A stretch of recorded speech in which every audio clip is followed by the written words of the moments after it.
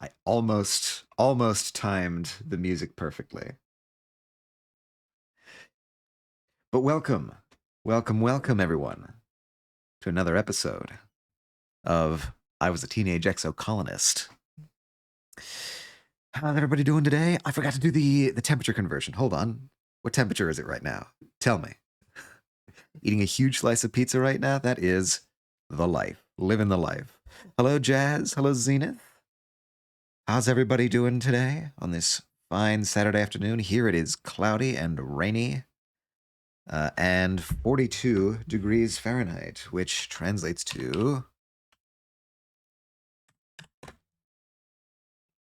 approximately 5 degrees Celsius. This makes absolutely no sense to me. Celsius will never be intuitive to me. I am lost. Pepperoni, ham, sausage, and grated cheese. That sounds delicious. Very hearty as well. You're vibing? We're vibing too. This is perfect.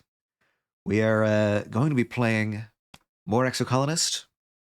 Last time, I forget precisely what happened, but the long and short of it is, we have to deal with some fascists, probably. A rainy day here? Yeah, same. It's like... It's been raining since I woke up this morning. It's not fun. It's not cold exactly, but it's cold enough to be uncomfortable. Let me actually go straight in.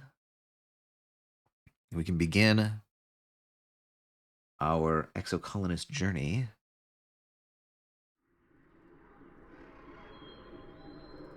And let me pause the music. This is a rather esoteric set of commands, but we make it work. Yeah, so, what did happen last time? That's an excellent question. Let's see. What better way to know than to look? All right, yes, we have our new colony set up. We have age 16. We just started 16. Cool. So we're more than halfway through. This is good. Progress is being made. I should probably also get something to eat. I am also stressed. I'm very stressed. I'm not totally stressed yet. I have about 10 points of stress left in me. Huh. Okay. Nomi has something to say. The battle lines of the eventual conflict here are coming into focus. Right, let me just get a layout here. What's everybody doing? Oh, I found a crystal. Huzzah. Analog. We're starting off the year right. We're starting off the stream right. We found a log. Everything is coming up Atomica. Hello, monkey. Welcome, welcome. How are you doing on this fine day? Is it loud? Is it just me? Is this, like, louder music than normal? Do I have the thing louder? Do I have my thing louder? Uh-oh. Modded Minecraft? Oh yeah. I've only ever occasionally dipped my toes into the waters of modded Minecraft. It's quite an impressive scene. Louder than normal, you think? Yeah, okay, I'll bring the capture audio down a bit.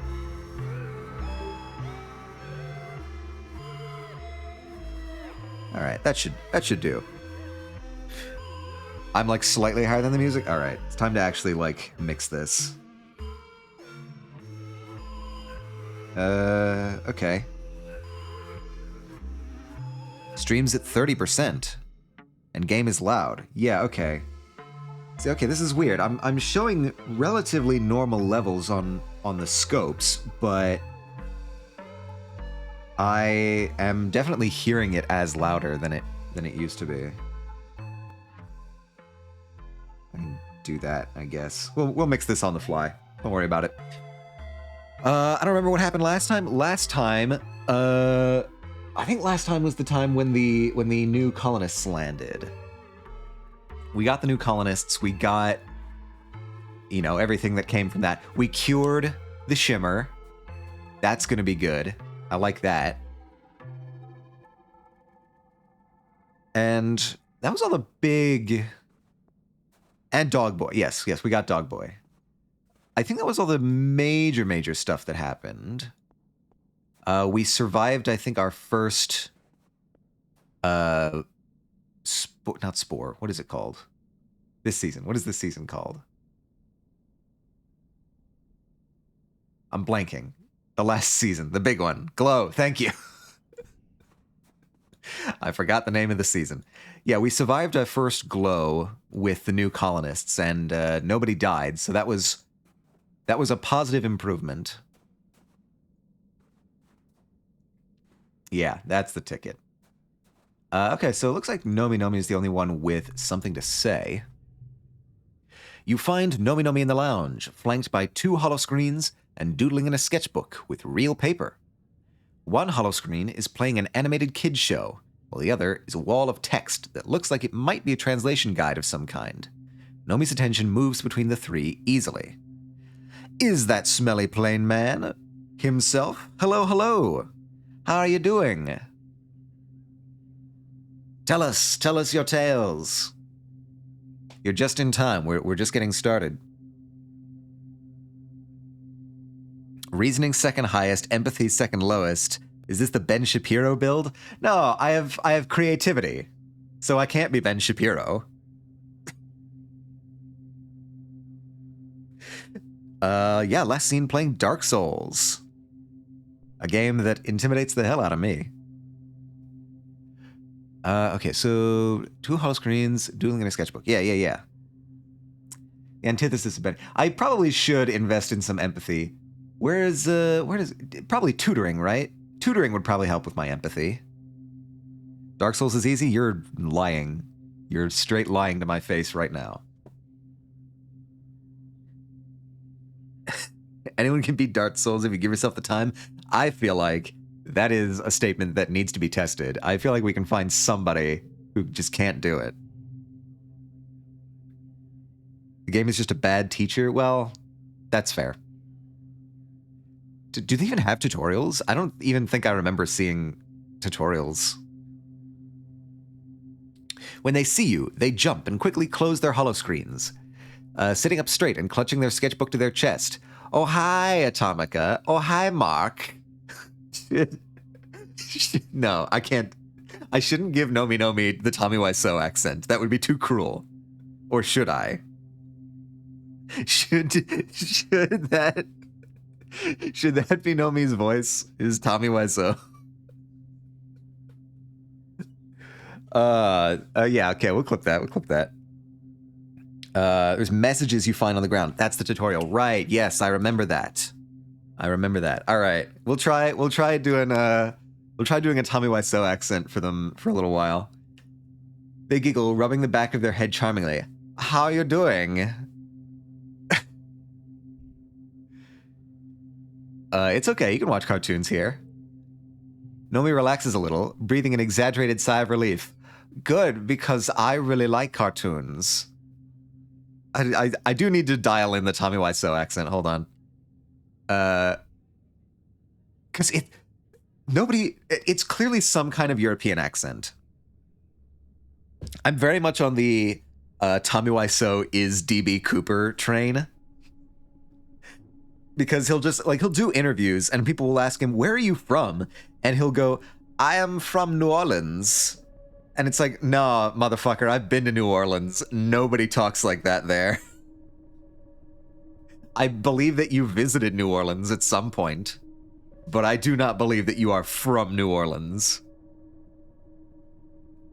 I think he was spawned from the internal bits just showed up one day, yeah. Either that or, again, as I contend, he is DB Cooper. because he just like showed up one day with a lot of money that nobody knew where it came from. Look at the sketches. All I'm saying is, I'd believe it. I think he created his accent. Yeah, because he's DB Cooper. He has to like pretend that like he's not an American. Right? So that's why he constructed the accent. It's all coming together. I appreciate the extra evidence, Jazz. This is really helping my case. Good, because I really like cartoons. Nobody sets their sketchbook aside and looks around conspiratorially. I thought you were just gonna bust me for jailbreaking my holopad, they say. All the Helio kids have restrictions on what we can watch and for how long.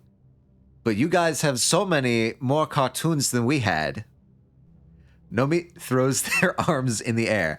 Like the first season of Turbo Girl Hyperjet Transform. What? I have no clue who this guy is. Have you not seen The Room, Jazz? It is the apex, the Citizen Kane of so bad that it's good movies. It's become a meme. The oh hi Mark, the you're tearing me apart, Lisa. That guy, yes, you understand now. The trouble is, I put so much mental energy into doing the accent, I didn't actually read what was being said. Has restrictions on what we can watch for how long. You guys have so many more cartoons than we had. The first season of Turbo. Yes. Okay. Cool.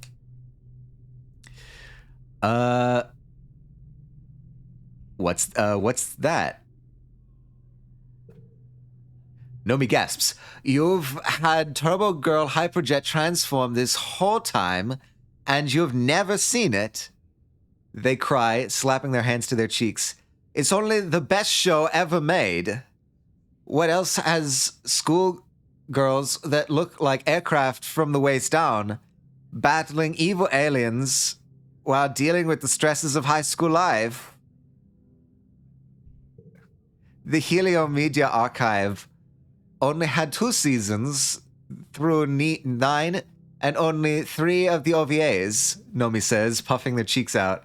I can't believe in the 4th OVA, I almost said OPA, in the 4th OVA, Flight Captain Yumiko gets captured by the aliens and brainwashed into thinking she's been an alien sleeper agent the whole time.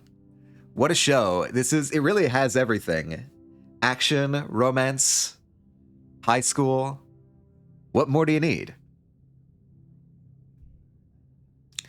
You hadn't seen the first season. That sounds exquisitely bad. Is that what you're drawing? You hadn't seen the first season. Nomi shrugs and pokes one finger into their cheek. Spaceship kids make do. You don't have to know everything about something you like in order to call yourself a fan, Nomi continues. Just liking it with all your heart is good enough. Truer words were never spoken, Nomi. Nomi laughs, and I almost did the accent for the narration. This is getting absurd. Nomi laughs and flips over their sketchbook, showing some of their drawings. I was drawing some fan art for the show, they say. Well, it's kind of fan art. Okay, it's really more like if I was a character in Hypergirl Turbojet Transform. Nomi's enthusiasm or card to the right becomes wild. Oh, that's pretty useful. That's a good card. Looks good, keep at it. Will you be an artist when you grow up? Damn it. You're right. I need the empathy. I don't have enough empathy. Where do I get empathy? All Nomi's cards, they're great. I mean, if this is any indication, their cards are going to be super powerful. Looks good, keep at it. Aw, thanks, Atomica, Nomi says, shooting you a stunning smile. I will, for sure. All right, I think I devolved into like an actually German accent there, so I don't know. What do you guys think? Should we keep the Tommy Wiseau accent?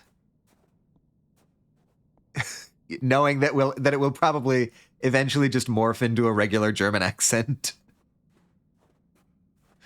Okay, I think that was all the dialogue we had. Wait, I didn't check you. No. Yeah, I think I've seen that dialogue already. I think I've seen that. Ugh. I can probably give you a hug. Rex, hugs incoming. Yeah. Hell yeah. Oh, that unlocked dialogue. You find Rex in an empty space outside the lounge, setting up a construction holoprojector and running through different projections of future buildings, taking notes on each. He looks up from his holopalm as you approach and bursts into a huge smile. Wahey, Atomica. See, that almost sounds more like Tommy Wiseau. I can't make everyone Tommy Wiseau. This is not tenable. What's going on? Rex jerks a thumb at his chest. You're looking at the newest member of the colony construction crew. I'm surveying the colony for places to build new private family quarters. People are going to want to raise families here soon. Isn't that real? Families? As if I don't know what that is, like questioning the word. Families? Yeah, Rex says, beaming with excitement. Especially us Helios. We've been cooped up on a spaceship for too long. And you know, when people get grass under their feet and fresh air in their noses. He bumps his hip into yours with a whoop of laughter. They get frisky. Get ready for a baby boom. Houses are going to be in demand. I can always count on you, Rex, to tell it like it is. Besides, he continues, I think I kind of got an idea of what I want to contribute to the colony. I want to build a bar. A real one, not just a canteen. He's not wrong. No, he's absolutely right. Nice decor, a space for live music, cushions everywhere, fun drinks. Mars has been helping me with the details. He sighs dreamily. Can you imagine a place where the whole point is just to relax and be with your friends? That sounds like a great idea. I think so too, Rex says, spreading his hands wide. People need leisure time. We need to connect with other humans. We're social creatures. We need our packs. All I want to do is help people connect with each other, you know, Rex says. I love building things. I love cooking things. I love making people happy. Coming together to create something is why we're alive. And I don't mean buildings. I mean, they're all right. But what I'm really into is everything that goes into making a building. It's more than just walls and a ceiling. It's an agreement between people that we're going to form a society, that we're going to cooperate to make something bigger than ourselves, and that we're going to meet there in peace. I think Rex should lead the colony. I think Rex should lead the colony. I think he's got a good head on his shoulders. I think he's leadership material. Full stop. Rex shakes his head, clearing his thoughts. Sorry, I'm just really passionate about this stuff, he laughs. This and hugs. We humans are also really good at hugs. +2 if stress over 50. Ah, okay, cool. Very nice. Rex rubs his thumb across his chin, thinking. Hey, actually, can you help me? Can you bring me any mushwood sticks or logs you find? I want to start stockpiling them, so when I get approval to start building the bar, we're good to go. I'm suspicious that you just want logs. I think you just want logs. Rex for leader? I wholeheartedly endorse Rex for leader. Because sure, he's pretty casual. He's pretty happy-go-lucky, but he also understands the point of it all. He sees what we're really doing here. And he wants to make people happy. I think Rex would make a great leader. This is my vote. My vote is for Rex. Also, he and Mars kind of got a thing for each other, and I think Mars, despite not really caring for her personality-wise, I think Mars would also be a relatively good leader logistically. So I think, okay, here's my plan. Get Mars and Rex together and have them lead the colony. Think of that would be a power couple right there. I'm feeling it. That's what I like what I'm hearing here. From me, he said to himself. Yeah, exactly. Power couple. I'm not the only one who sees it. So Zenith might just be standing Rex here. We do have to account for that possibility. Yeah, of course. I'll give you the logs. I really appreciate it. If you find any, just bring them to me. Do I have any logs? I have a log. So do the logs that I've already been giving him count towards whatever goal that is? Or should I have been waiting to give him logs? My favorite throuple is Rex, Mars, and Sol. It's the romance I did over most. Oh. Right, because I forgot they're poly. Yeah. Well, I don't have any political ambitions, at least not in this run. So I can leave that to them. Nope, didn't mean to click on you. Rex and Nomi are curled up together, his head on their lap, as they watch something on Nomi's holopalm. Nomi pauses the show, and Rex grumbles sleepily. He must have almost drifted off. Hi. Wait, sorry. Hi, Nomi says, scritching behind Rex's ears. Do you want to watch Turbo Girl Hyperjet transform with us? We're almost ready to start the OVAs. I have a present for you. Want to make something. I don't have creativity 80 or higher. What do I have? 54. Damn. I am creativity blocked. All right, Tangent, do you have anything to say? Tang is sulking outside the ship, though it's hard to tell given her usual demeanor. I'm not allowed to work a triple shift, she mutters. Just because everyone else is a weakling who requires sleep, it doesn't mean I should be held to the same standard. All right. What's the next 80 or greater for what was that? Engineering? Reasoning. Reasoning 80 or greater. We're actually really close to that. Interesting. Okay.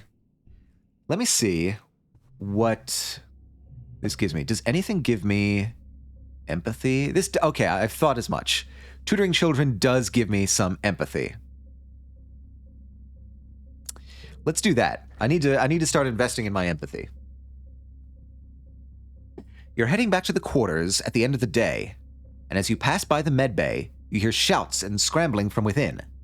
Several surveyors have come back with serious wounds, not the usual broken limbs and sunstroke. One of them is holding a towel to her own leg, staunching blood flow from a massive animal bite. Another looks nearly blinded from acid. It looks like chaos in there. Biology 50 or greater. Oh, I do have that. Okay, yeah, we'll help. Got some stress. Okay, that's that month for me. +2 biology. Cool. Gosh, it's a good thing you were here. Triaging and getting the most badly wounded into the medbeds is difficult, and the others need traditional medical attention while they wait. It's hectic, stressful work, but you're able to keep your head and provide assistance. +5 kudos. Hell yeah. Good work in there, Atomica, Chief Engineer Instant says. You know, with how the colony's grown, I could use an assistant nurse here. Someone I can trust to take care of things while I'm working in the lab. Come back next month and give me a hand if you're interested. Okay. Unlocked nursing assistant in engineering. You're so full. It must have been a pretty good piece of pizza. Yeah. It sounds like there's a lot of good stuff on there. The Bush Bubs dance. I forgot about this. All right, so that's 3. I can do 4.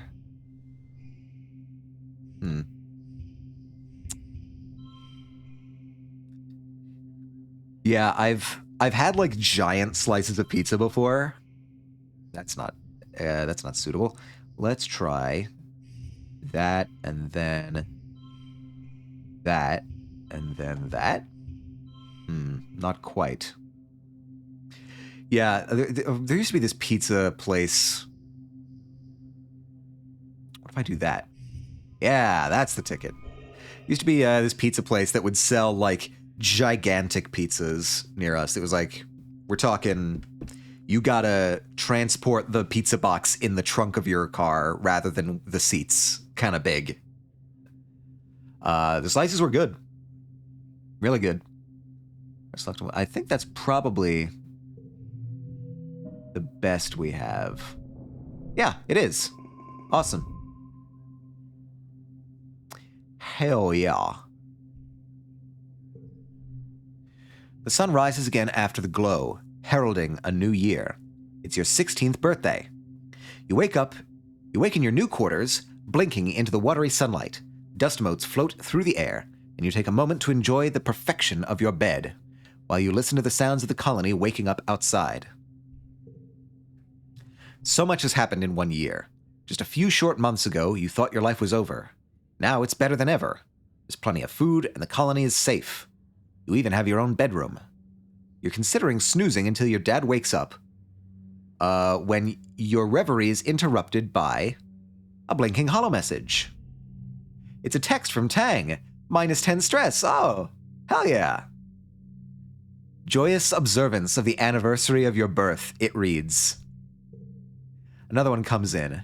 That means happy birthday, of course. And then, in case you didn't know, wow, 3 whole messages, a whole 3 messages in a row from Tangent. That's pretty gushy for her.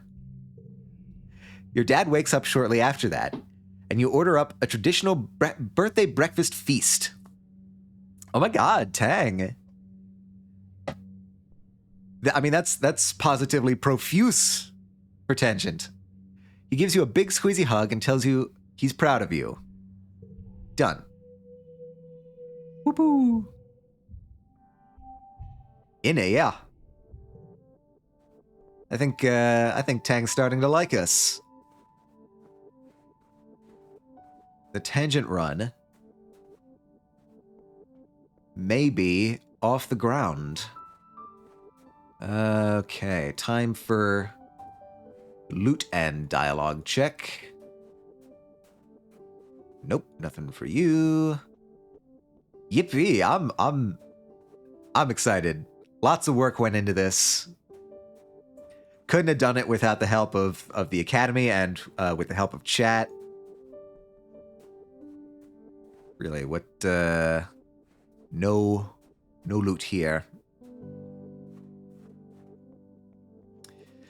And what about up on the hill? Sometimes there's something out here. No, nothing. All right, no dialogue. Let's, can we do something special for my birthday? Do you need something? Coming in for another hug. Yeah, okay, and I think, let's give him the log.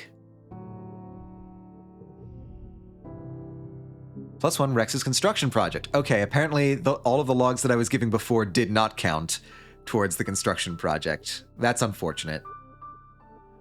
What? Really? I need this for building the bar. Thank you so much. Nothing a dog likes more than a stick, right?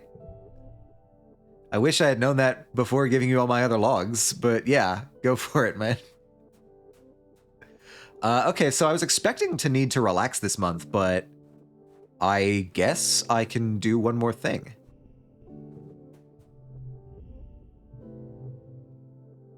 Oh, we can do more research. Tang is sitting outside the laboratory, her eyes closed and her head swaying to music only she can hear. You tap her on her shoulder and she jumps. Oh, Atomica, she says, gesturing to turn off her hearspeak. I was simply taking a mental break. The brain may not be a muscle, but it does need rest like one. Yeah, let's do some research. Tangent shrugs. Well enough, she concedes, but I confess, I've actually hit something of a block. I'm sure the answer is right in front of me, but I can't grasp it.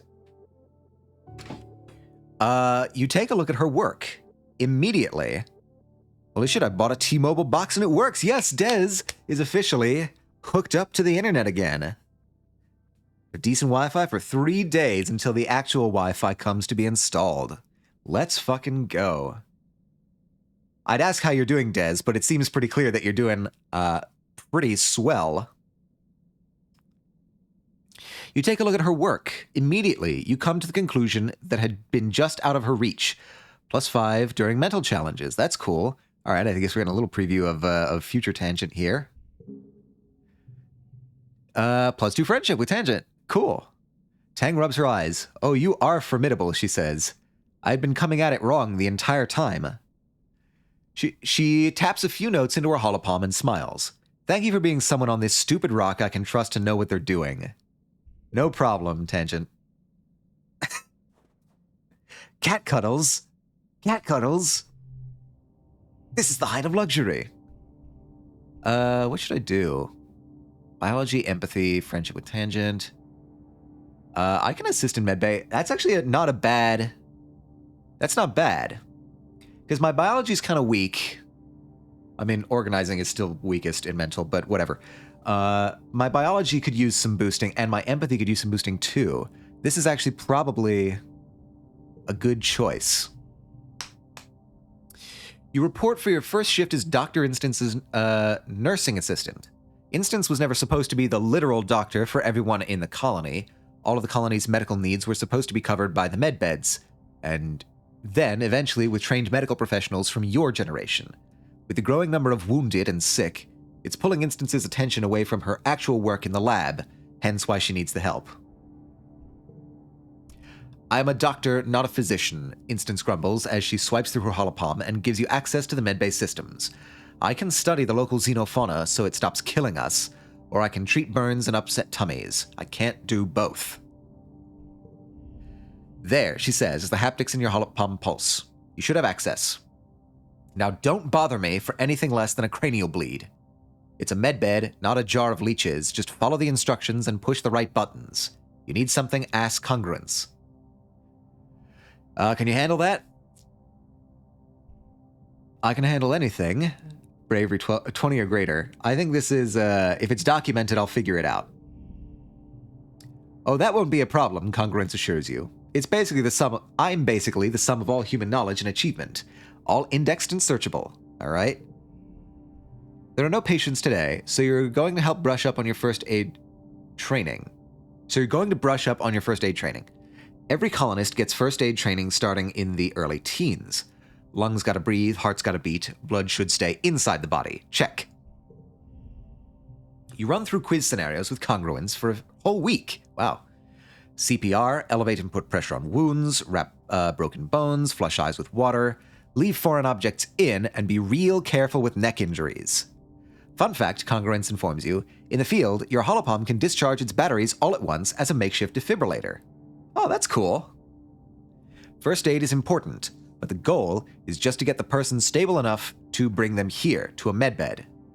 That's where you and Dr. Instance will take over. You'll be fine. Might only be a matter of life and death. No biggie. Alright. Hopefully nobody needs surgery. Let's see. My stress is over 20.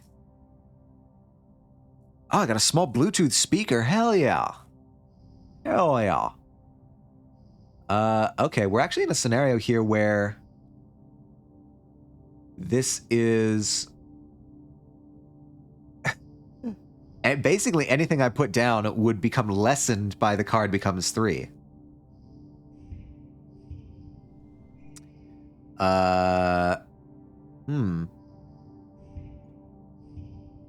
23. I could just skip that. That's 31. That's 35. Yeah, hell, we got it. We got it. Super goal. Boo is lost. Boo is lost. How are you doing, Boo? Welcome, welcome. We just won medicine. +1 for highest score. Hell yeah. How are you doing, Boo? How are you doing? It's good to see you. I am doing pretty swell. We are chugging along in I Was a Teenage Exocolonist. I should probably, actually, I'm getting a little bit hungry. I'm going to order some food real quick and wait for that to come in. What should I have for lunch? What kind of mood am I in? It's pretty rainy.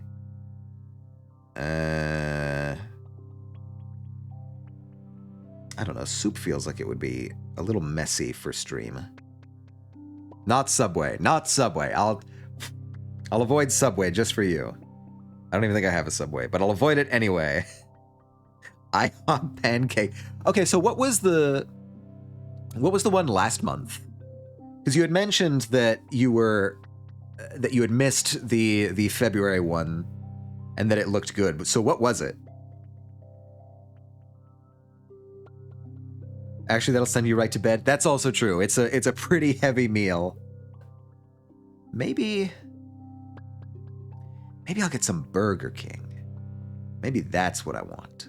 Yeah. Chocolate strawberry pancakes. That does sound pretty amazing. Yeah. Yeah, I can understand why that would upset you if you missed that. Look like fresh strawberries on chocolate pancakes. That's even better, actually. That's way better. Strawberries on pancakes is a underappreciated breakfast. I think generally I'm the kind of guy that generally likes waffles over pancakes, but I can get down with a pancake. Whoop, okay, yes, and the order is confirmed. All right. We have food a-comin'. Eventually. All right, next month. What do we got? Anything. Should we go on an expedition? I'm kind of feeling like an oh, no, wait, we need to rest. Today, this is a rest month. I always forget. I always get to, like, exactly when I need to rest and then get the feel for going outside. It is my curse. Any loot? Any loot? Loot? Nothing. What? Nope. Nowhere inside the colony. Our only hope is outside the front gates, where there is also nothing. All right. Awesome. I guess it's time to relax. And we shall relax here, where we always relax, in the lounge. You nestle in the cushions, close your eyes, and listen to music. You have an archive of over 100 years of music to choose from. But still, you wonder what's new. You wonder what new songs they're writing these days, 10 million light years away from Earth. The only new music you've heard is when the adults have come up with a new space shanty. It's nice, good music for harmonizing with your friends as you work, but it's not really something you want in your ears all the time. I do like sea shanties. Minus 100 stress. Yeah. Okay. Looking pretty good. Now we're into pollen. This is the first pollen where we don't have to worry about shimmer, which is excellent. What's written over here on this rock? It looks like somebody's writing stuff over here, and I wish I could read it. Okay. Surely, okay, after doing that last research, surely there's not another one. No, okay.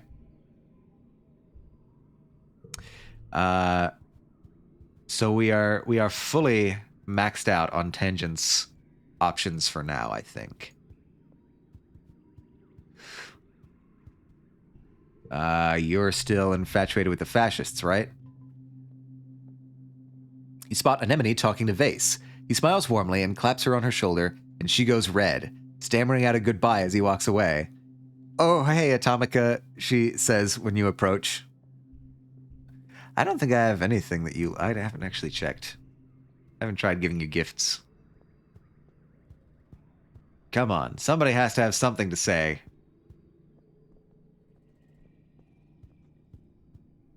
Whoa.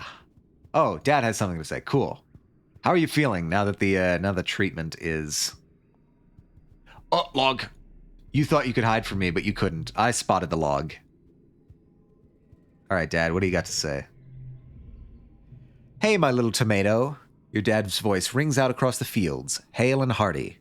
You don't have it in yourself to be embarrassed, not during pollen. Not with the memory of him struggling to breathe so fresh in your mind. Are you coming back to check on your old man? He teases you. He takes a deep breath, holds it, and lets it all out comfortably. I'm doing great. No congestion, no sneezing, and I definitely don't want to take a hike outside the walls. Awesome. We love to hear it. Your dad pulls you into a big hug, ruffling your hair.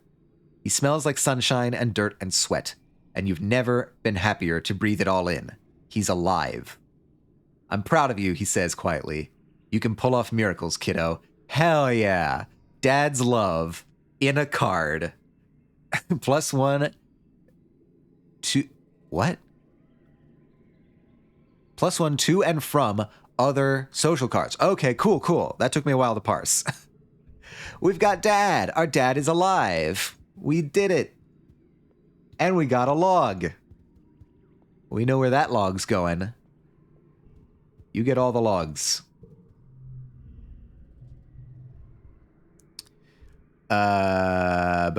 Hugs incoming. And a log. I got you a present. It's a log. Oh, we got his birthday too. Hell yeah. That's what we like to see. And I think that's otherwise pretty good. We got everything from Tangent. Yeah. I picked that up when the I picked that up when I was collecting the samples and got the oh man, I should really just like take off my respirator and go back. Yeah, I picked that up eventually, but that is the reason why I was constantly yelling at him to wear his goddamn respirator.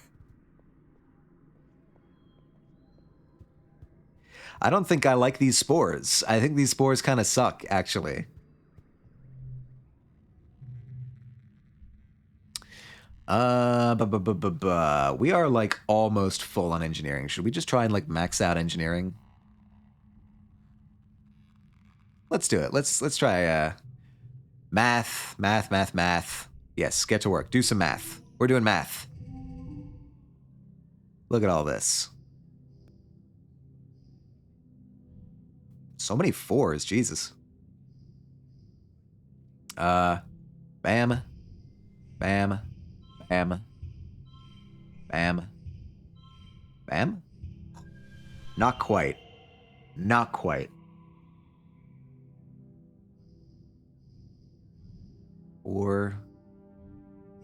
47.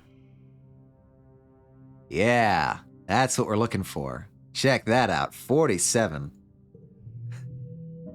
Sounds good? Yeah, we'll max out engineering. +4 engineering.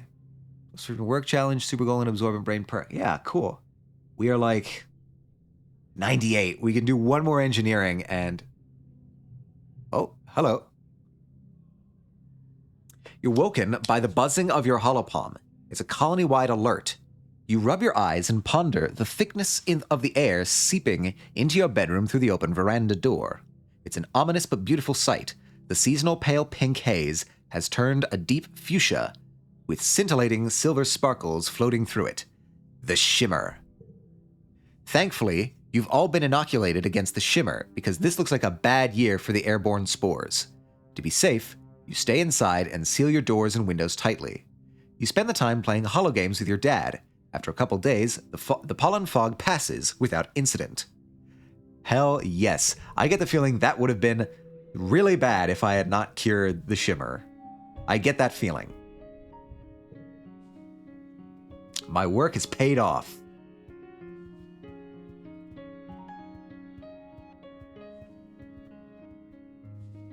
Yeah. Mayhaps. Yes. I'm curious, in my subsequent runs, I'm curious about whether or not I want to let the shimmer pass. Because, like, I know how to stop it now.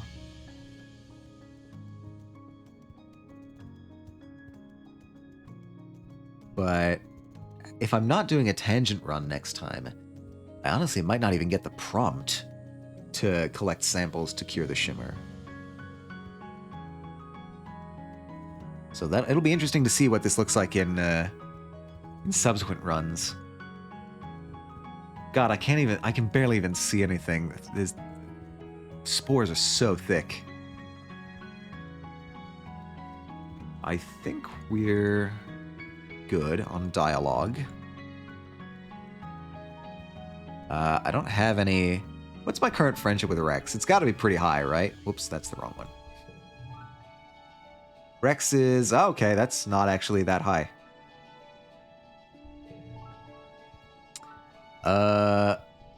What about Nomi Nomi? What is your prompt? Creativity. 80 or higher. I am at 54.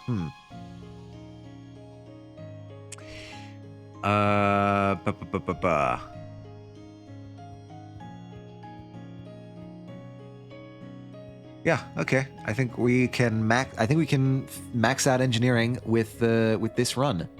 Or with this month. Yep, okay. You are still a workaholic. Let's do this thing. You help the younger students with their architecture work. By that, you mean you help them scavenge a bag of random spare parts and adhesives from around the colony and challenge them to make the tallest structure possible. When that's predictably a disaster, you tell them to make the most structurally sound one instead. Get to work. So this will be the first stat that I actually, like, max out. I don't know if anything will happen there, but we'll see. Ooh, okay. 6, 5, 4. Which would give me more? This or this?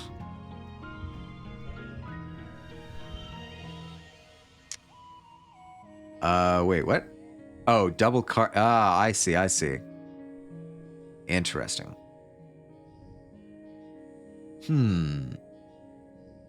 Well.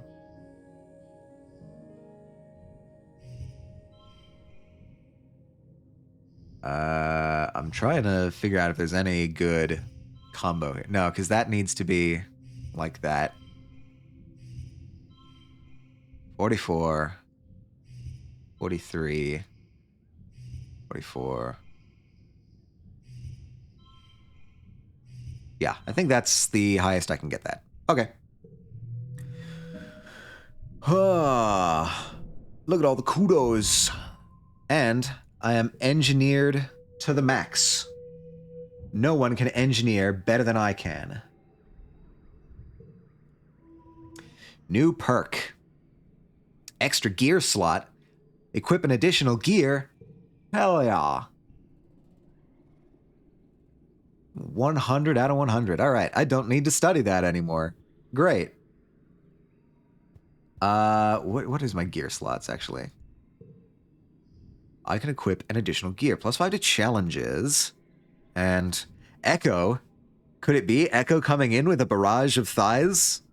It's more likely than you think. +1 to social cards? I could do that. Or I could go to the depot and see what they have to sell. The knowledge.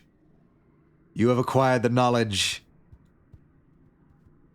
Yeah, that's what I was thinking. I haven't gotten anything at the depot yet, so I could probably afford something nice.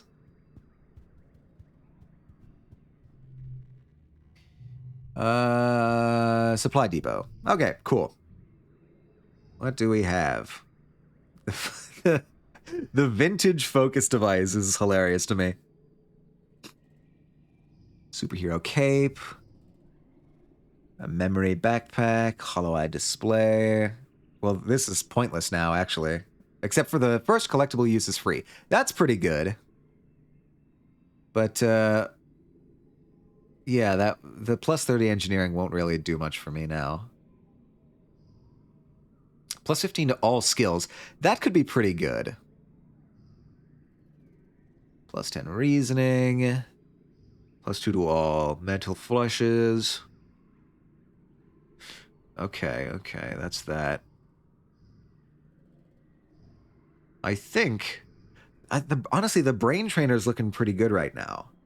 Plus 15 to all skills? All skills? That's pretty hype. I think I might buy that. Yeah, I think that's the move. Look at that. Look at that boost. Hell yeah. Yeah, the brain trainer card is pretty stellar. Look at this. I got 34 empathy. And that's got my reasoning all the way up too. I am feeling pretty good.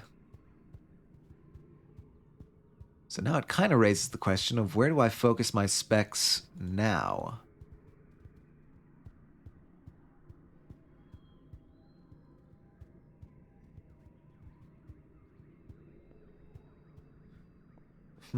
Nothing out here.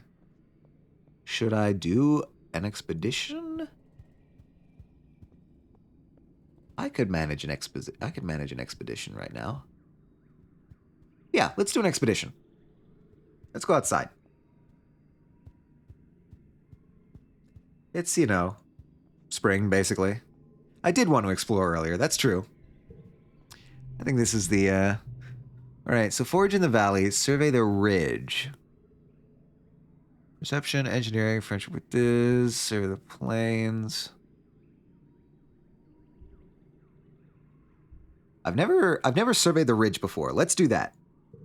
Let's see what this place is like. Oh, wow. Looks pretty hot.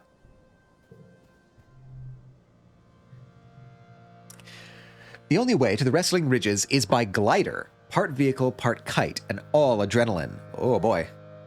You land on the rocky, broken up spine of the nearest ridge and nearly fall over when you look down at the plummeting slope into the basin below.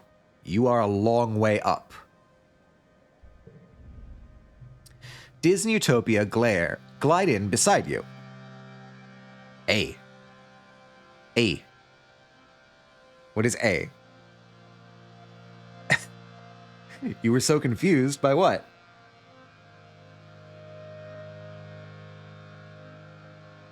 It looks so still? I don't have headphones. Oh! My lovely PNG.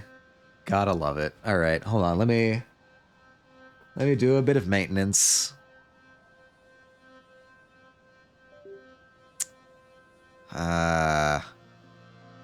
This is why I am trying. This is why I am trying to get my PNG working through VTube Studio so that I can work it on the damn computer without it breaking constantly. Why it freezes up so much? I think it's just like it's not really designed for this operating system. Wah. That's the ticket. All right. That should be good. All right, cool. Soon I will have the VTube Studio thing working. I just need to look up the details. Disney Utopia glide in beside you. Whew, Utopia exclaims. You handle that glider like a champ, Diz.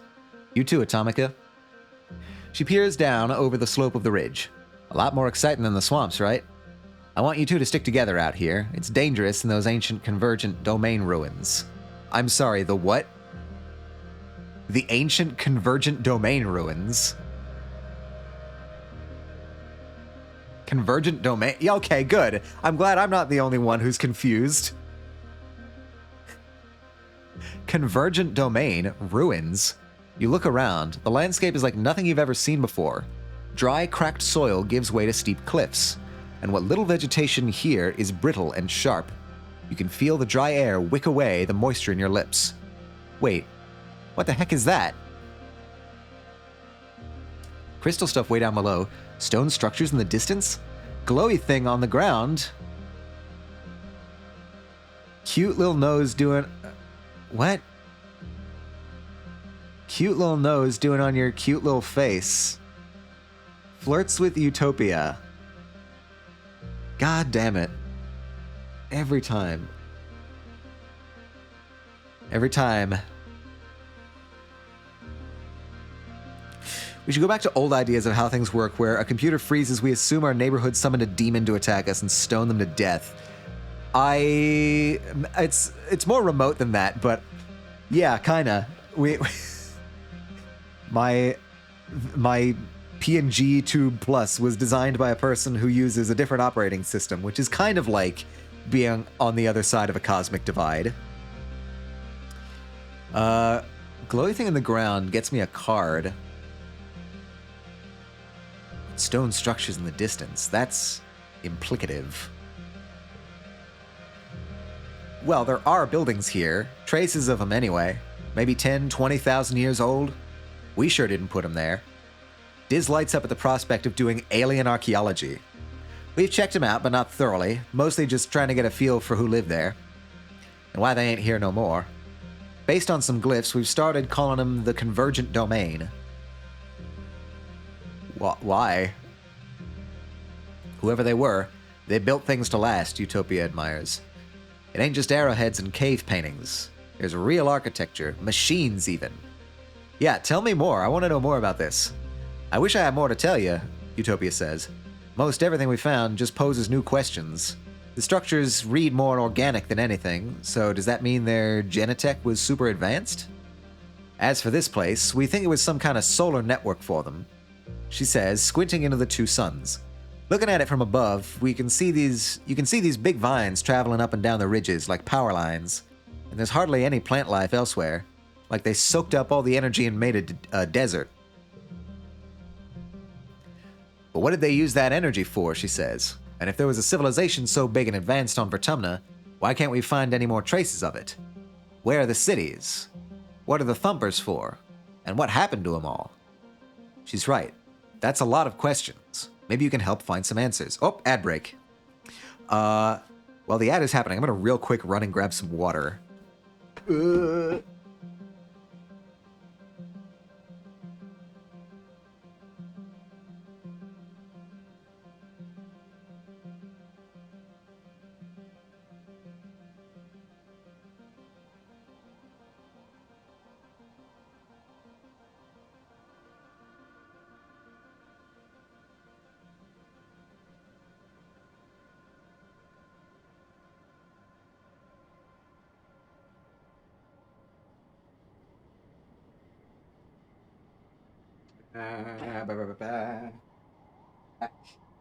I'm hydrated.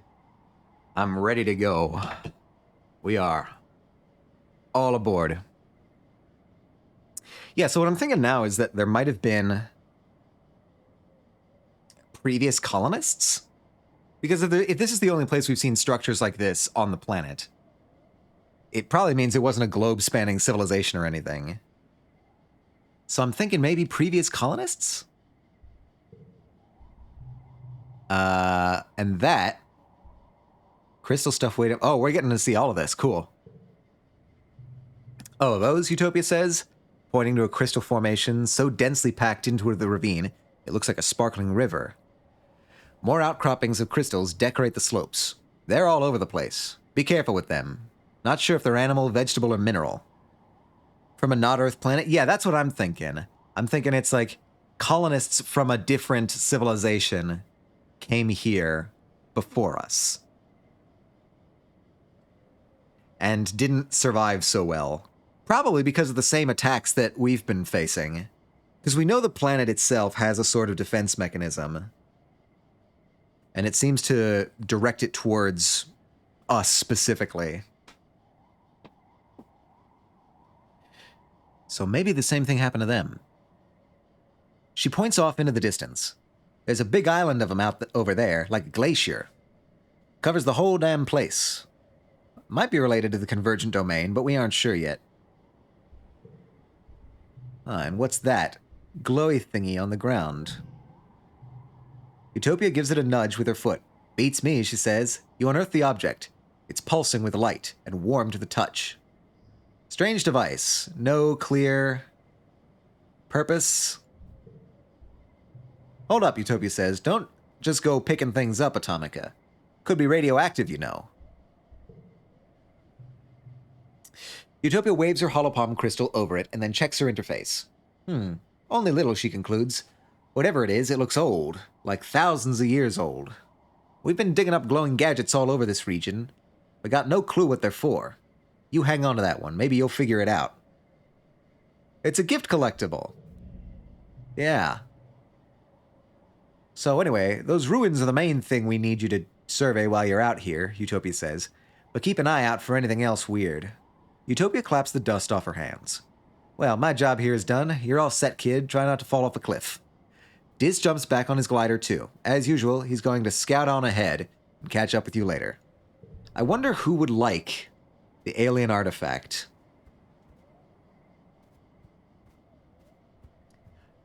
I could try giving it to Tangent, see if she likes it.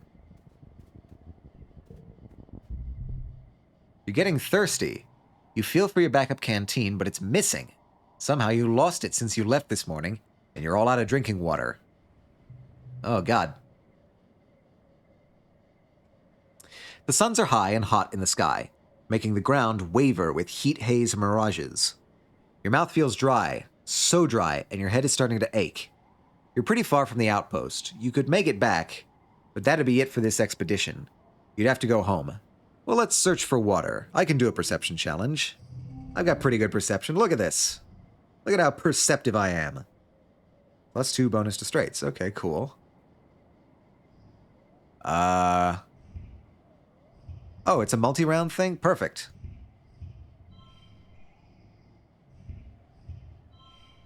I can get 12 there. That's pretty good. I don't have any eggs. That's unfortunate. Alright, that gets me 9. That gets me that. 5, 6, 7. Huh. Okay, that gets me 31.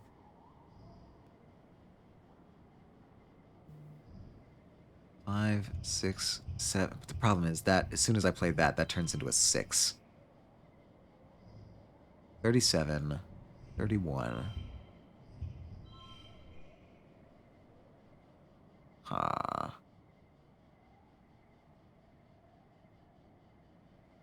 Well, that still works. Let's go next round.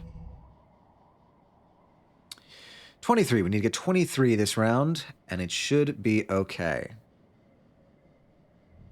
Just, like, straight up getting a bunch of high-level cards out there would probably help. What do I do with that? That gets me 23. Nice. You do not have the highest value. I should really probably upgrade this one. If I'm going to upgrade anything, this feels like the card to upgrade. 327. Yeah, we can take that. We can take that.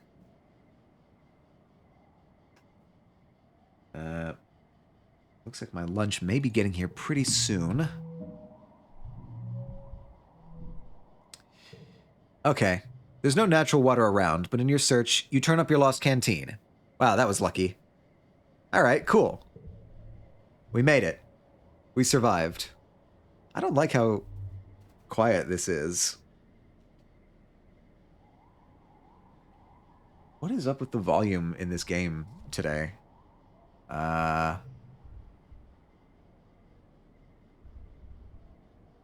Oh well. Oh, my lunch is here. Yes, okay. Let me just poke around a little bit. Yellow flower. What are you? And who are also there. Okay, real quick, I'm going to go grab my lunch. This was unfortunately timed. Sorry, be right back.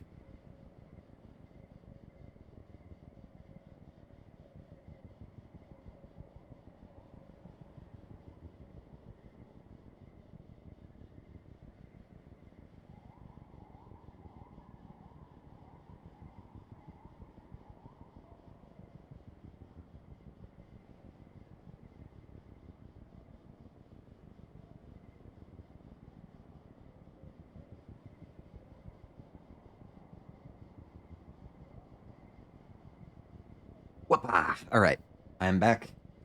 Lunch is acquired. We're ready to go. Set some of this up.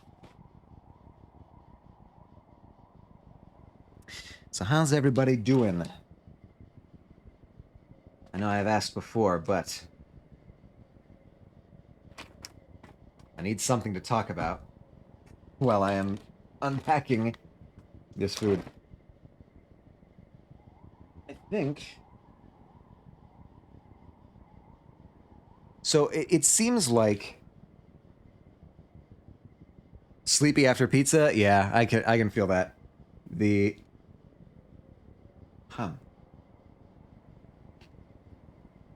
The pizza sounded like it was pretty substantial. That slice of pizza is a whole meal. So it's looking like this is the place where they're going to be introducing all the alien stuff. The path ahead is blocked by a field of snaking vines and brambles. They're flowering, enormous happy blossoms, swaying in the shimmering heat waves. You could push them through, but your holopalm beeps a warning, a radiation warning. Oh, you couldn't finish it? Oh, God. That is a big pizza. Alien tech stuff, yeah. These flowers seem to be highly radioactive. Far too radioactive for the mild shielding your suit provides. You might be able to pass through if you don't mind feeling the effects of radiation sickness until you can detox in a medbed. Well, if it doesn't kill you outright, radiation is unpredictable. Take a sample, push through, turn around. Let's take a sample. You snag a sample you can study later in geoponics. Oh, in geoponics, really? Huh. Yeah, let's turn around. What do you have over here? The flies here are awful. They come in the heat of the day and buzz around you incessantly. They don't bite, but they seem to want something from you. Maybe the water or salt from your sweat? You hope they aren't laying eggs. Diz calls the most annoying ones rod flies because they're like long flexible sticks with a bunch of wings. They swarm in clouds around your face, no matter how hard you try to shoo them away. He says they remind him of Mars. All right, we got some Mars hate going on here. I can respect it. I can respect it, Diz.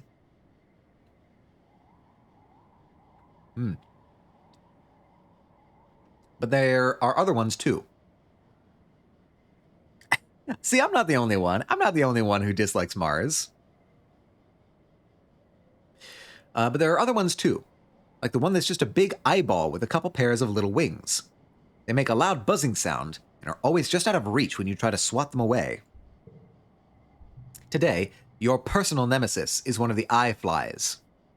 There was a whole bunch of them earlier, but only one has persisted. It's been following you, staring at you all morning. You and Diz have been batting at it for an hour, but it's a fast dodger. Diz has finally given up and just plods forward. It even lands on his head, but he doesn't care. Swat that eye fly, or be zen and let it be. Swatting is a perception challenge. I'm curious about this. Let's see. All right. We got one random card locked in. I could go like that and like that. I think that's as good as that round can get. Unless my stress is over 50, it is not. Alas, I am too chill.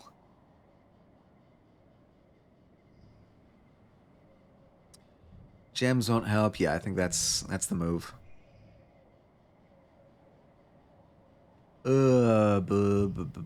Actually, I'll switch those. That's good. That's pretty good. That'll give us 22. We need to get 26 on this round.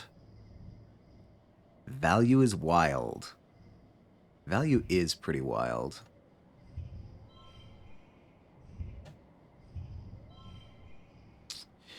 Uh,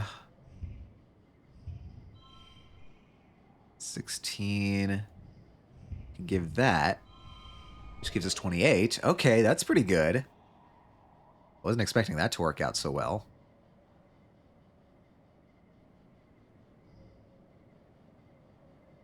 Huh. Cool. No skill changes. The eye fly is like the size of a human eyeball and made out of concentric rings of rainbow hues. Black, yellow, green, blue, and purple. Find yourself staring right back at it. You wonder if the rings have something to do with, with light refraction. You let it land on your arm. Then you strike. Ha, got it. Squashed. 10 minutes later, there is a new fly following you. Great, cool. Love it. Love this place. Ooh, crystal. What about you? What do you got? You come across a particularly flat area, a large field of obsidian. Well, obsidian is the only word you have for it, but you've never seen obsidian this bright. It's like a rainbow trapped underneath its glossy black surface, like the entire ground here is polished black opal. The field glints under the sun at certain angles, momentarily behind you. It looks slippery and shiny. Skate on through it. Carefully walk around the edges. Yeah, well, I don't know if I want to skate. I'm not Tony Hawk over here. You find a patch that is a little different and take some readings. You confirm that the material is not natural. It must have been created by the convergent domain, because it's the same stuff that made the thumper out of. Silica mixed with some trace organic elements. By looking at striations in the cliffs nearby, you determine that this entire region used to be covered in a thick sheet of this dark glass rock. But in most places there is now a layer of soil over it, but if you dig down far enough, you'll probably find this layer everywhere, like the whole place has been glassed. Oh, that's not good. That's ominous. No wonder there are so few plants here. The convergent domain must have paved this area to discourage plant life from growing, all except for the crystals, which seem to sprout happily from the obsidian pavement. Okay, so the crystals do sound more mineral. Alright, coming around here, I think this is just the other side of... Oh, maybe not. You're just the other side of that. So what's over here? God, this place looks precarious. There is a strange heat haze shimmer across the path ahead. Oddly, it doesn't clear up as you get closer. The mirage effect is very strong. The refracted air makes it look like there's a pool of water on the ground, and plants waving around it. But something is just off about the illusion. You can't put your finger on why. Oh man. It's all perception all day today, baby.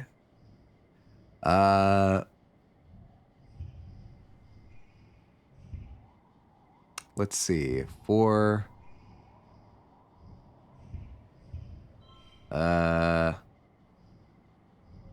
6, 8.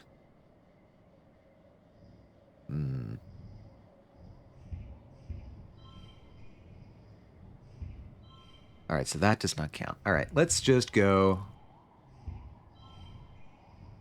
I can do that. I can do that. 29. I think that's probably the best we can do this round. got an 8. We've got 2. We've got a bunch of 2s, actually. That gets us 21. What if I do that? That gets us 22. Hell yeah. All right. And we need to get 21 on this round. Let's see. Need to make sure that I am actually eating.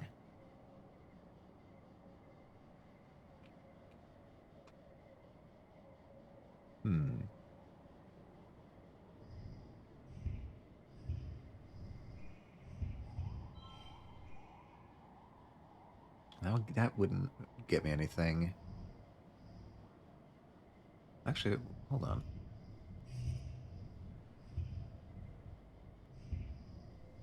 I got 0, 1, 2, 3, 4. There we go. And that gets us 30. That gets us 27. This is the way to go. I like what I see here.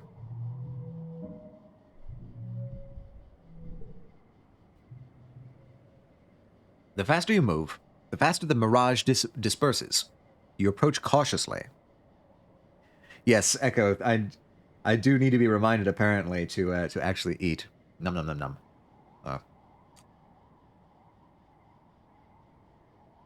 That emote I don't recognize. What is that?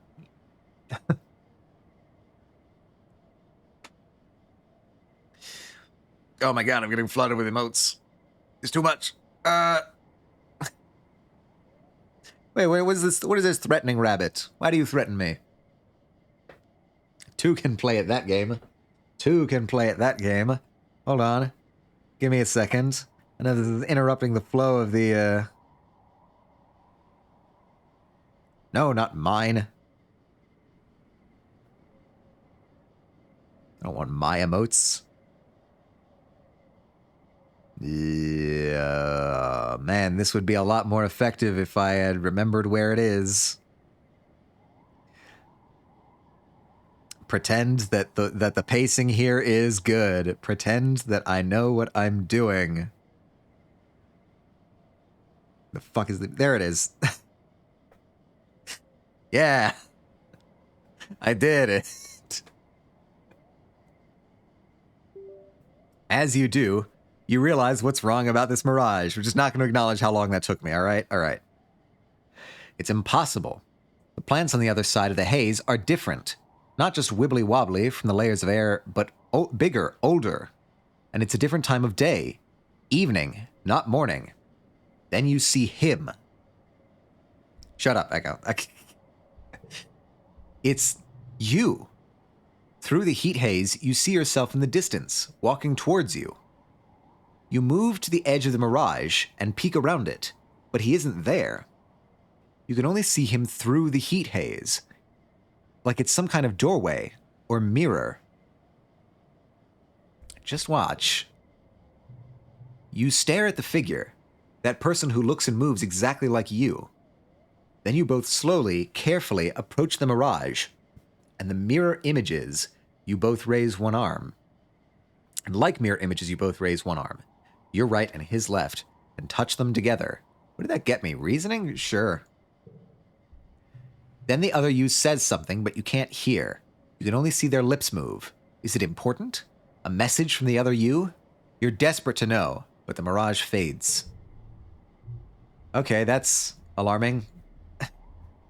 I can see why I got stressed from that. All right, so that's there. What else do we got? It's a pretty extensive area. Right, and that there. Let's go back. Clear whatever this is, or at least look. You're treated to a spectacular sight. An enormously long caterpillar dragon kind of creature, way off in the distance. It's thousands of legs, and kilometer of shimmering body snaking in and out of the haze at the bottom of this chasm. You just watch it. It's terrifying, like a train. I guess take some readings. Kudos and animals. It's so far away, but you record its movement coordinates and take a video for Utopia. All right, time to go home. creatures. All kinds of creatures here on this alien planet. Who would have thunk?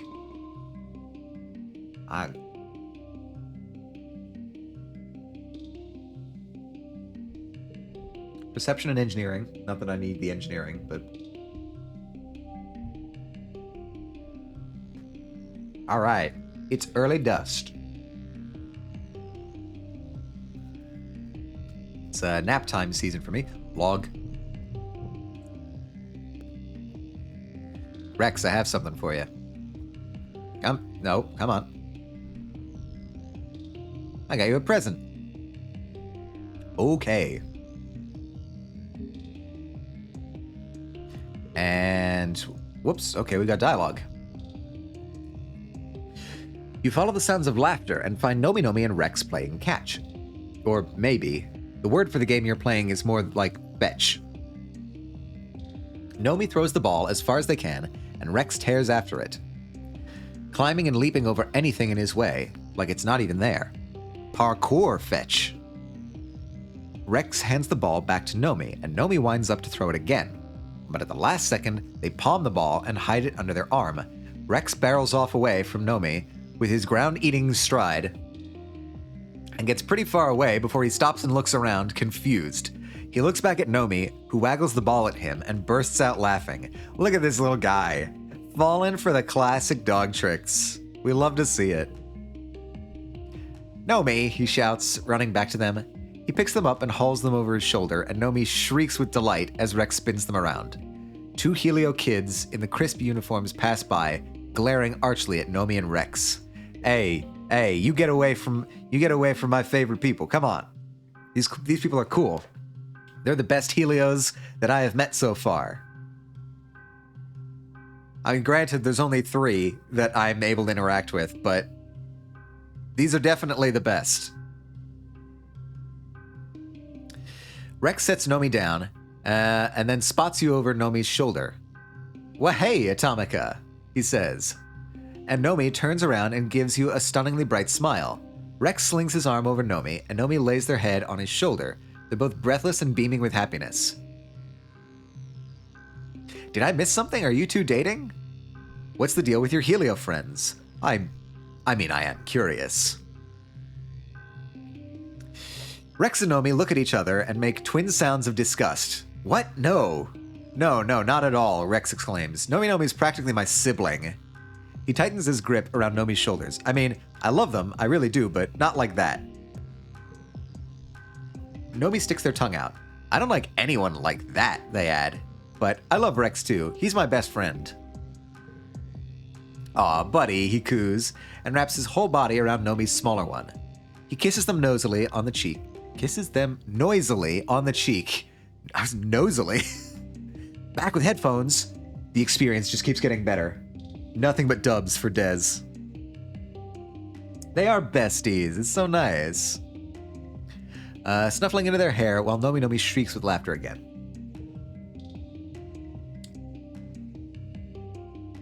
Short. So many W's today. We were always the odd ones out on the Heliopause. People thought we were weird, you know? You probably don't see it because everyone is so awesome here, but compared to the rest of those smug, boring jerks, we really stuck out. But I'd rather be different than be like them. He looks down at Nomi, who beams up at him. And I gotta be different with my best friend, which was awesome. We just hung around together and had our own fun while everyone else trained to be proper little soldiers. Right, Nomi? Nomi frowns. Like Vase and all of his cronies, they say quietly. It wasn't all fun and games. Can I do... Yeah, okay, I can see both. Rex shushes Nomi and strokes his hand through their hair. I know, he says, but that's in the past. We don't have to grow up to be soldiers. We're here now, and there's so many more people to be friends with. He shoots you a smile, like Atomica.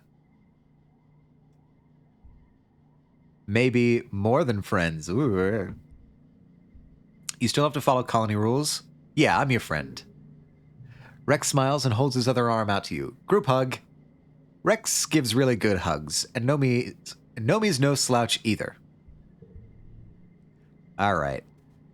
Yeah, we definitely see where the factions lie here. Got Nomi Nomi. Tangent anemones over there. Did I miss anything? I forget. Let me just do a quick once over again. I don't really hang out with you, Vase. You're not cool. You hear that, kids? Fascism isn't cool. Don't be fascists.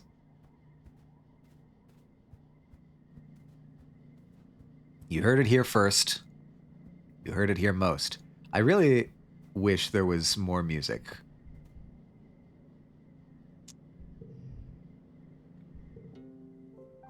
There we go.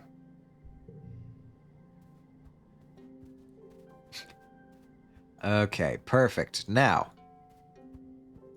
we do need to rest this season because we did an expedition last time. And we can do that here. Apply to work in the kitchen. Wait, I have organizing 20 or greater? Oh, right, because of my plus 15. Because of my plus 15, I can finally do organizing tasks. Hell yeah. The brain training is coming in strong. Let's relax in the lounge. You organize a raid on the kitchen pantry for snacks. They want to be free. You must liberate them. I love how it's like sometimes you'll get like 2 paragraphs worth of prose and then it's just like, yes, you had snacks. I love it. Vertumnalia. Everyone's in high spirits as you decorate the colony square. The great tables are piled high with food, groaning under the weight of heaps of roasted and steamed vegetables, barbecued meat, stews, carafes of mulled cider, and cakes dripping with frosting and sugarbug syrup. You gather in the colony square for the usual speeches. Loom takes the stage to fanfare and applause. "Hello, people of Vertumna," he exclaims over the din. "Happy Vertumnalia." He takes a big theatrical breath. Do you smell that? That's the smell of victory. We humans have secured our hold on this planet, and now it's time to celebrate. Free the snacks. They shall be bound no longer. Loom gestures to the sagging feast tables. Eat, drink, and be merry. The crowd cheers again. After the council members each give their annual reports, everyone starts clearing the square to set up for the Vertumnalia Games. You feel the pulse of a new holomessage in your palm and open it up to read, "Happy Vertumnalia. There's a present for you on the table. XOXO, your secret admirer." Ooh. Hold on. Things are getting juicy.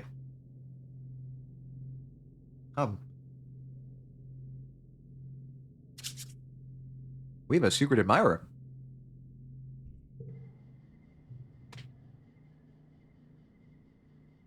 You rush over to the feast table and spot a wrapped present in among the roasted vegetables. Wow, you have a secret admirer? You unwrap your present. It's a data band. You snap it on your wrist and boot it up on your holopalm. It's full of all your favorite songs, videos, shows, and games, a collection curated by someone who must really know you. Now, you'll always have your media with you, even if the net goes down, including all your favorite episodes of The Rise and Fall of Sanctuary Moon. Nice! Very nice. +2 to last card. Just generally, that's actually really good. Yay, secret admirer! You search the holopalm for any hint as to who could have made it, but you can't find anything. You'll have to ask around, but later. The games are about to begin. You assemble with the other kids for the annual games. What do you choose this year? I mean, it's gotta be trivia. It's not science fair anymore, but I miss science fair. Trivia. We're not going to have any pop culture questions this year, right? Tangent sulks, her voice dripping with disdain. I just don't see the point. Why aren't we celebrating real intelligence? Luckily, Nomi doesn't overhear this, or if they do, they don't care. They're just happy to be here. All right, trivia time. Challenging 90. Can we do it? Maybe. All cards to the right become mental. Okay, cool. It feels like this is something that would be better saved for later, because I already have basically all mental stuff here.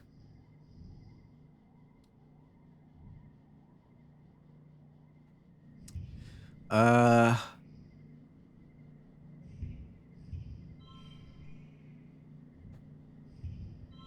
577.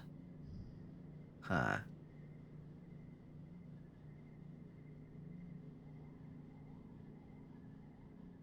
What do we get here?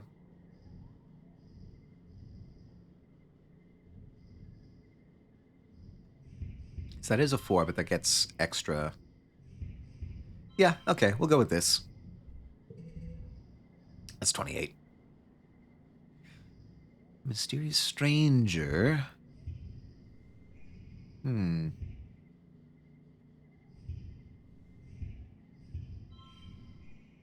again, this is like... I already have a bunch of cards that...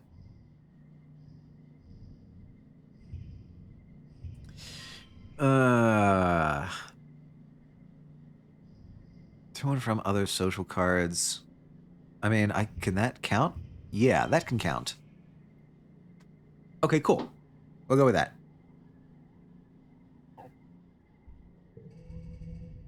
And finally, we have to get 37 on this panel. 2, 3,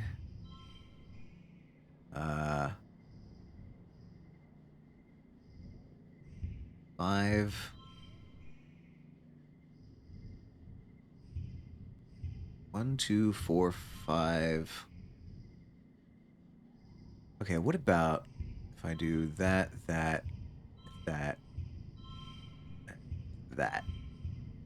It's 28. Stress is not over 50, so that's not going to help us.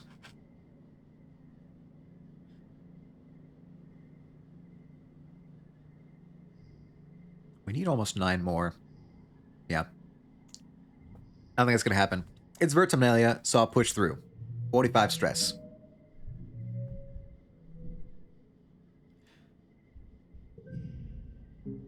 Okay. Friendship with Tangent, friendship with Nomi Nomi, popular, and gained a Trivia Champion card. Hell yeah.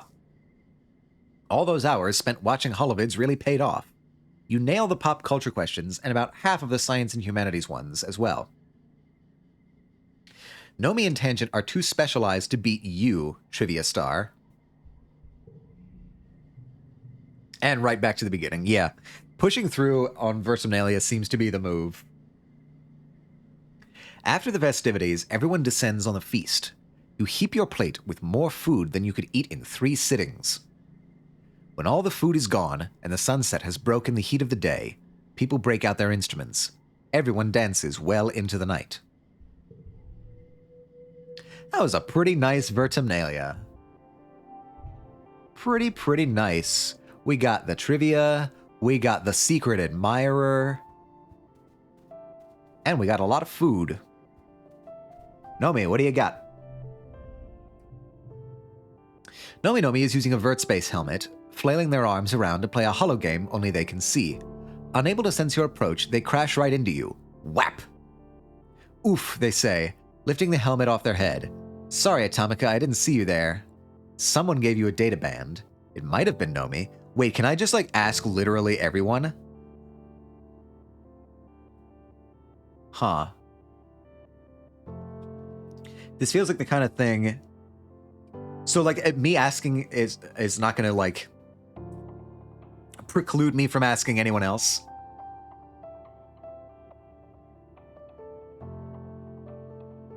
Because, let's be honest, there's a pretty obvious candidate for who gave me this.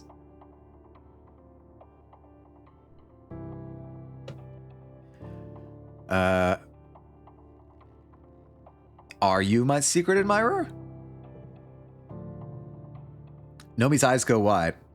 There's only one who actually gave it to you. As long as you don't ask them, you can ask everyone else first. Okay, cool. Nomi's eyes go wide. You got a secret admirer, they gasp? That's so romantic. I wonder who it is. Either Nomi's a better liar than you give them credit for, or you're on the wrong track. All right, this is my mission. All right, yeah, okay, it's pretty obviously tangent, but let's do the rounds.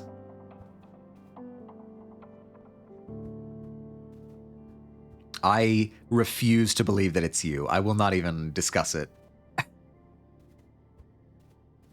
I'm not going to let it be the fascists. I refuse. Mars. Are there any loots? No loots? Rats. Hey, Dad, are you my secret admirer? Did you give me the bracelet? Because that would be utterly embarrassing. All right. Are you my secret admirer? You're what? I guess not. All right. We're working our way through from one side to the other. Just to see what they have to say. What? Atomica, if I liked you, you would know. Trust me. Yeah, that's believable. I'd buy that. Are you my secret admirer? You got a what? Secret admirer? Nah, secret's not my style. But you know, I'm not ruling it out. All right. Rex is a bit of a flirt. Nope, not you.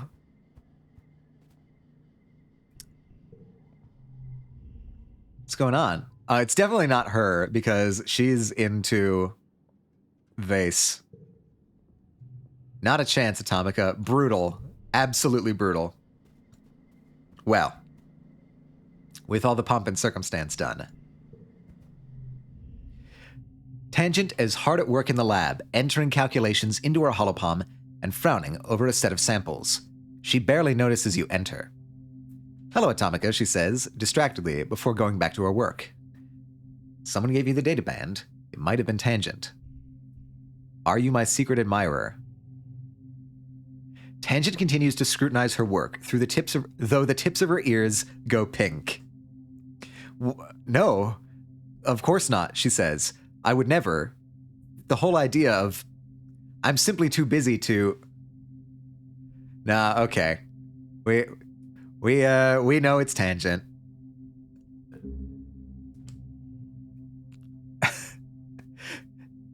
Tang nods, finally meeting your eye. Good, she says. I don't want to make a big deal about it. Oh shit. Oh shit. Oh shit. Oh shit. Hi, Zelda. You've come in during a moment of personal crisis. How are you doing today, Zelda? Distract me so I can put off this decision for a little bit longer.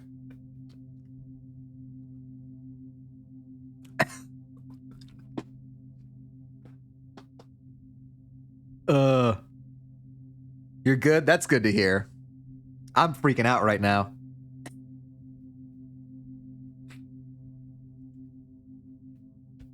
You're on your spring break. Let's go. Happy spring break.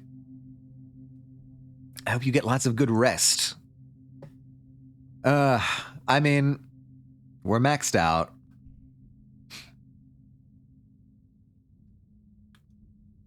She gave me a gift.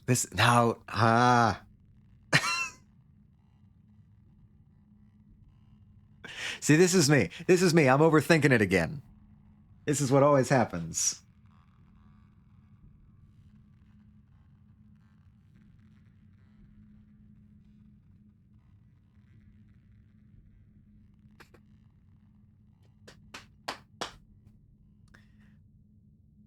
It's my birthday week, too.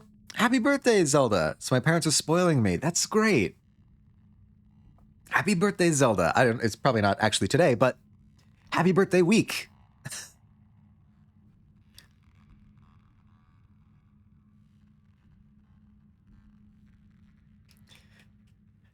I feel like this is the most difficult decision I've had to make in this entire game. I had to make the decision of whether or not to let the governor die when the faceless monster attacked. Even then, I was not as conflicted as I am right now. 15th, but thank you. Oh, awesome. That's less than a week away. Wait. Is it a week away? That's less than a week away. Cool. I'm no good at this. Think carefully. That's my problem, Zenith. My problem is I think too carefully. Zelda, are you aware of the context leading up to this moment? How long were you in?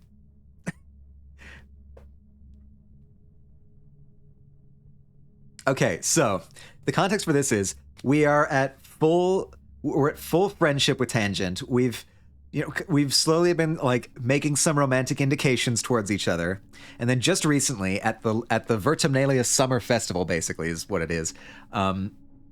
We got a note from a secret admirer with a gift that is effectively a little bracelet with a bunch of data on it, which is all of our favorite like shows and music and movies and stuff. Basically, our secret admirer made us a mixtape and gave it to us at the summer festival. And it was pretty obvious that it was Tangent who gave it to us. And so we asked Tangent, and they basically very poorly denied it. And wait, what was... I think I can actually scroll up and see this. Yeah. This half-hearted denial.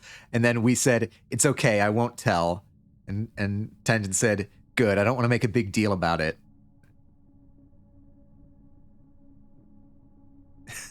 So that's the context for this choice.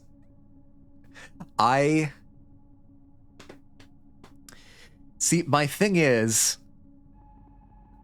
Okay, so you're saying smooch. My thing is, she specifically says, I don't want to make a big deal about it. She has said this to us, point blank. That is the last thing that she said to us. Would going in for a smooch make a big deal out of it? Surely that would be making a big deal out of it, right?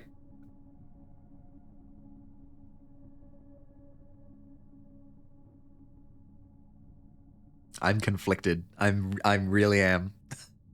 I need a fry.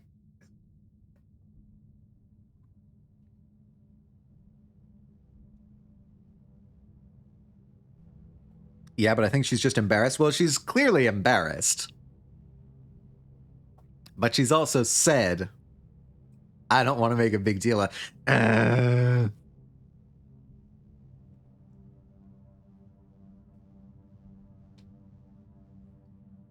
My gut says to go in for a smooch. But my gut has failed me many times before. It's like, let's not talk about it because I'm shy and I don't think you like me back. Fine, we'll do it. No, I was wrong. My gut was wrong. Why do I trust my gut? I am a fool. Why do I always trust my gut? -2 friendship with Tangent. It's over. It's over, gang. Look at that. Half a heart gone. Done.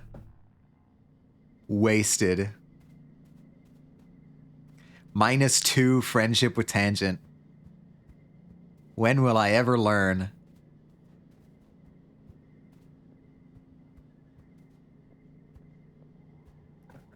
All right, I'm going on an expedition in the hopes that a giant monster kills me. Let's just root out the embarrassment.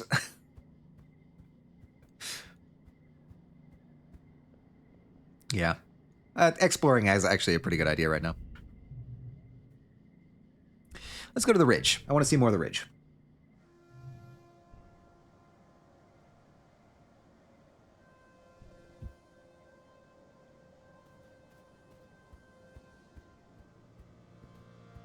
Western Wrestling Ridge.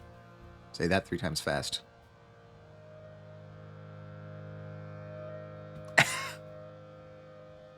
I woke up to roommate needing cash and you failing romance. What happened? What happens is at the Vertumnalia Festival, Tangent gave us a mixtape and said that we had a secret admirer. And they basically all but confirmed it when we asked them about it. And so, after much deliberation, we went in for a smooch, and it was not the move. It was not the move.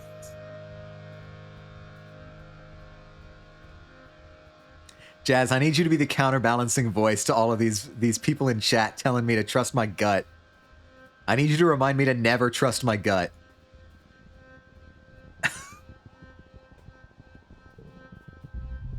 My gut is not to be trusted. The sun goes behind a cloud, and you feel a light splattering of rain. It sizzles into the dry, hot ground around you, providing a little relief from the heat of the day. Then you realize you don't see a single cloud in the sky ahead of you, and it almost never rains in the Western Wrestling Ridges. The plants here rely on the nighttime dew for moisture.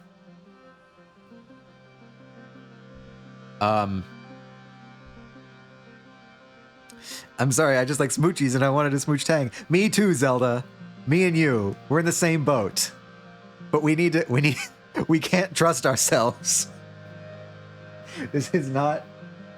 We've learned this with Tangent over and over again.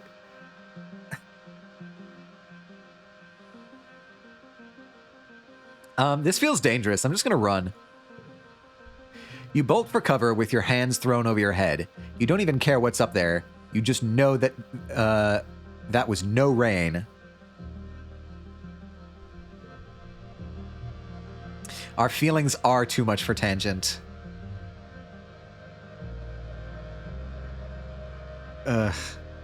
Anyway. What else do we have? What do you got around here? Oh, hello. It's another one of the things. It's a thumper. I think that's what we call them. All right. Before we engage with that, is there anything around this side? Oops. Okay. You haven't been down into the deepest crevices of the ridges. Gorp? Gorp. What does it mean? What could it mean, chat? Let us decipher.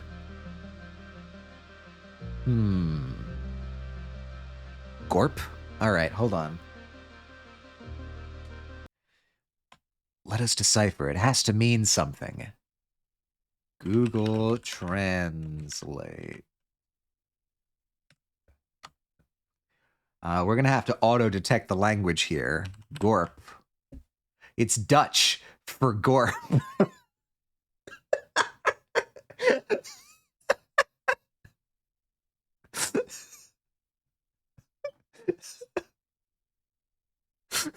Truly.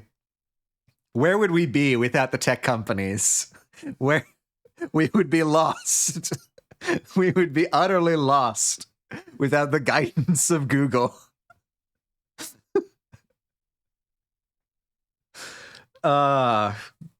Christ alive. Why do we give these people so much power? Gorp. It's Dutch for Gorp. Oh, you gotta love them. You gotta love Google. And by that I mean they are useless. Gorp. I'm gonna fucking make that a redeem. I'm gonna make Gorp a redeem.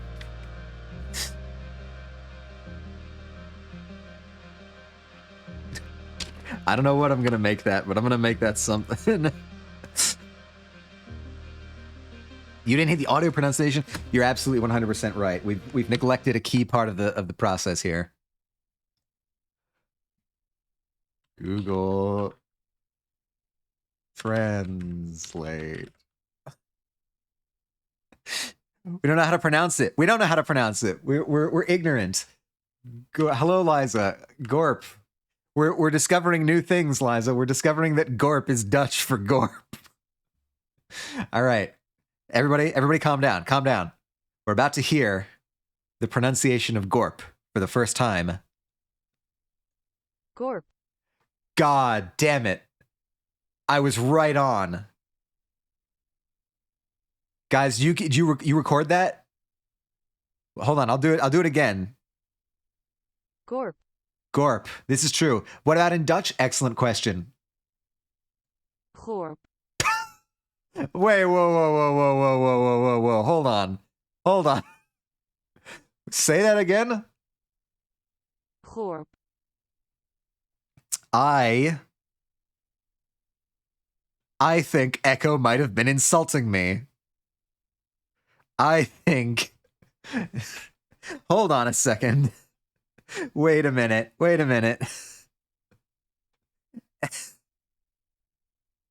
I think Echo may be implying things about me. Zenith, what happened was a couple of people in chat started saying the word Gorp, and I did a Google Translate, and apparently it's Dutch for Gorp. Gorp. But in Dutch, it kind of sounds... Gorp. Kind of sounds like a different word. Gorp. And I think Echo might be insulting me for how easily I tried to go in for a smooch with Tangent. Also, hello, Diddles. How's it going? You know what else goes Gorp? Oh, God, what the fuck is this? What am I looking at here?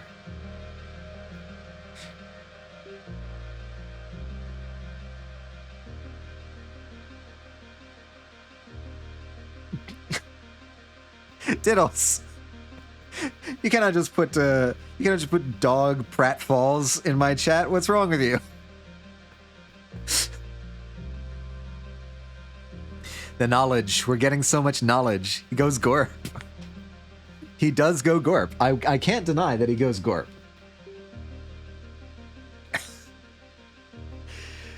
Oh, God.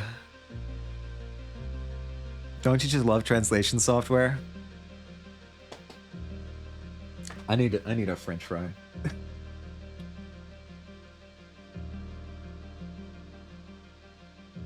Exactly, but at what cost?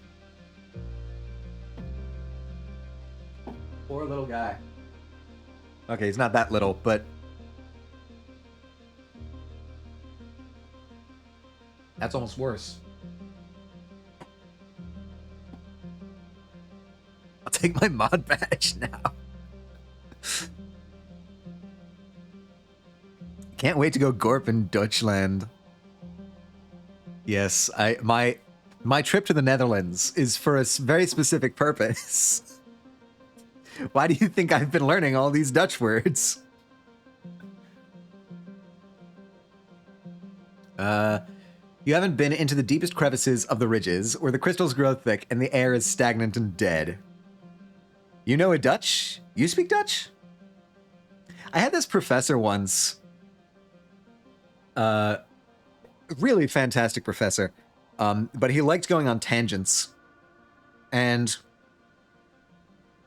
one time I was giving a presentation. This is a math class. It was the philosophy of mathematics. So okay, you could argue about whether it was a philosophy class or a math class. But I had to do a presentation on a mathematician, and it was a Dutch mathematician, and he interrupts me during my presentation, and he turns to the rest of the class, is like, "This is why everyone should visit Holland." And he said something about, like, if you learn English and you learn German, you've basically already learned Dutch. So you might as well, right? you might as well just just go to Holland. Philosophy of math is the most nerd class I've ever heard. I had to take it for a credit. It was pretty easy, actually. There was only like 1 or 2 projects we had to do. Noise Wave. Hello, Noise. How are you doing? How are you doing? Hydrate and stretch. I can hydrate and stretch. It's a good move. Hydrating.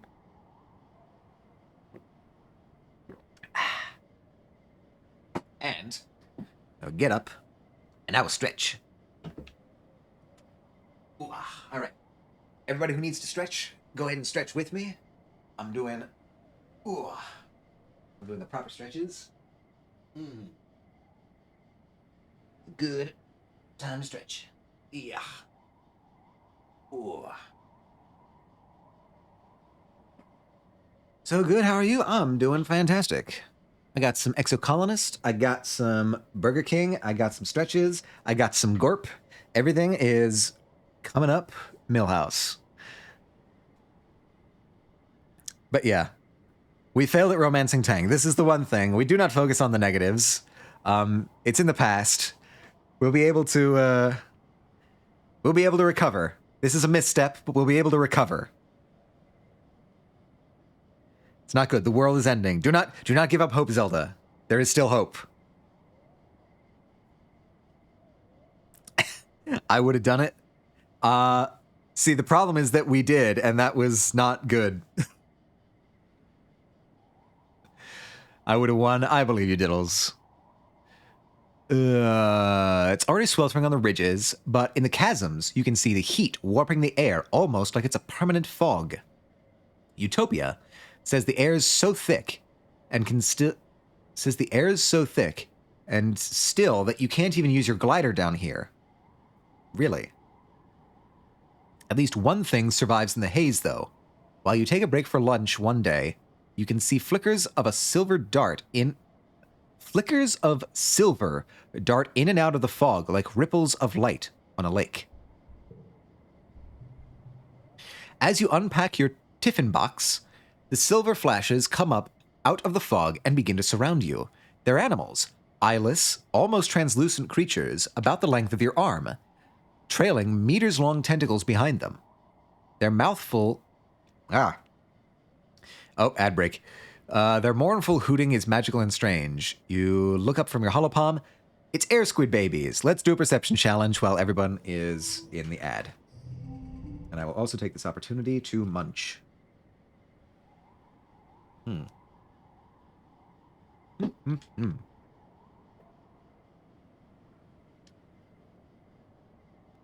Okay, hold on. We have a first collectible use is free. That's good for us. Means we can use one of these. Okay, that's really the only option we have. What is even in here? Couple science fair champions. Oh god, we gotta get 70. Jesus Christ. Alright, that won't help. So I think that's the best we can do this round.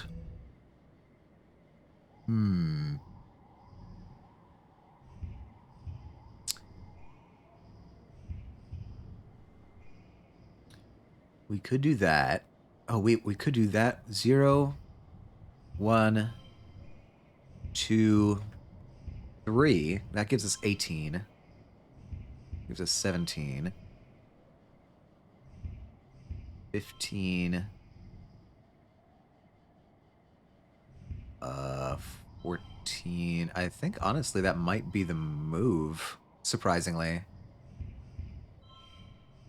Huh. Okay, well, we've got 30 to get on this round. Oh, boy. We could redraw a hand for free. That's something we could do. Let's see what we can get with this. Oh, we also have the Vertumna group. which is pretty good. 4, 5.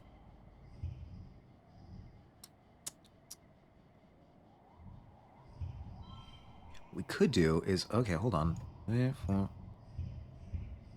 Ah, no, that doesn't work. Because that needs to be in the first place. 7. 4. We did it. Holy cow, we did it. Somehow we did it. I have no idea. Okay, sure. Yeah, we'll take it. I don't even care if that was optimal. We'll take it.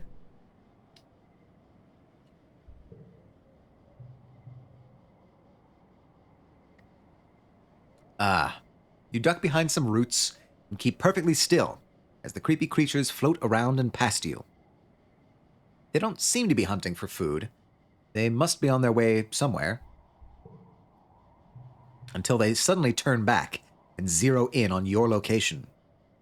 You find yourself surrounded by curious baby air squid as their tentacles begin to parse over the ground, looking for you. Are they dangerous? You're not going to get eaten today. You leave your tiffin and bolt, paying no heed to the noise you're making as the rocks clatter down the side of the chasm. All right. As you run, you swear you run right past someone. What? Where did he come from? Behind you, you think you hear him make a low hooting noise. By the time you realize the air squid are no longer chasing you, he's gone. Huh.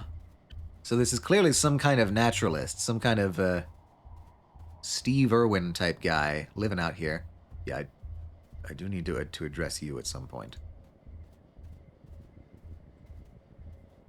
This is pretty sprawling. This is a lot of area. All right, we've got you. We've got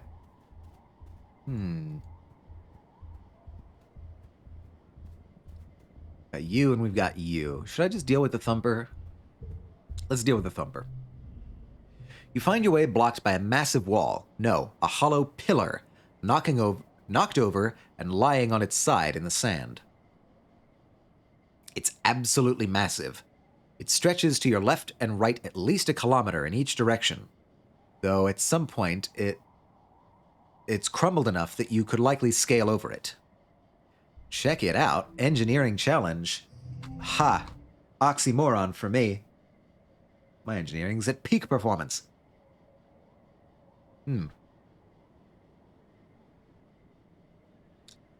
mental to blue cards. 1 slot gets +2. Oh, okay, that gets +2. Very nice.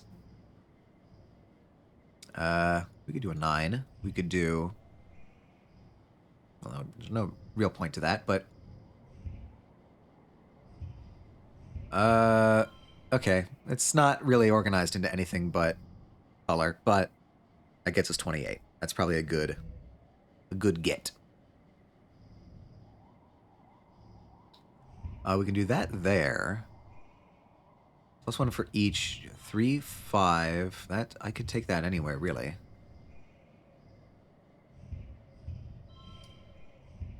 Uh, 2, 3, 3, 5. It's not great. This would be useless anywhere. Let's...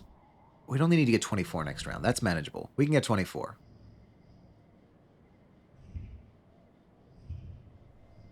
That's 11 right there.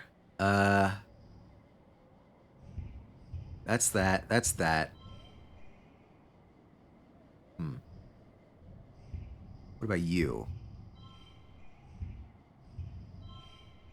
15. No, it does need to be this. Oh, come on, we're right there. We're right there.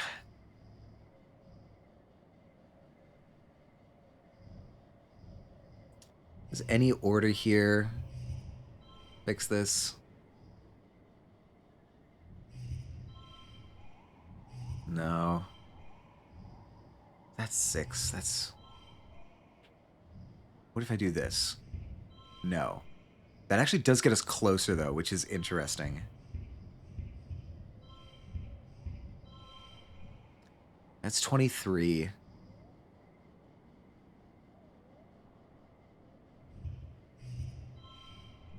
There we go. We got it. We got it. +2 engineering. Don't need it. Look how good my engineering is.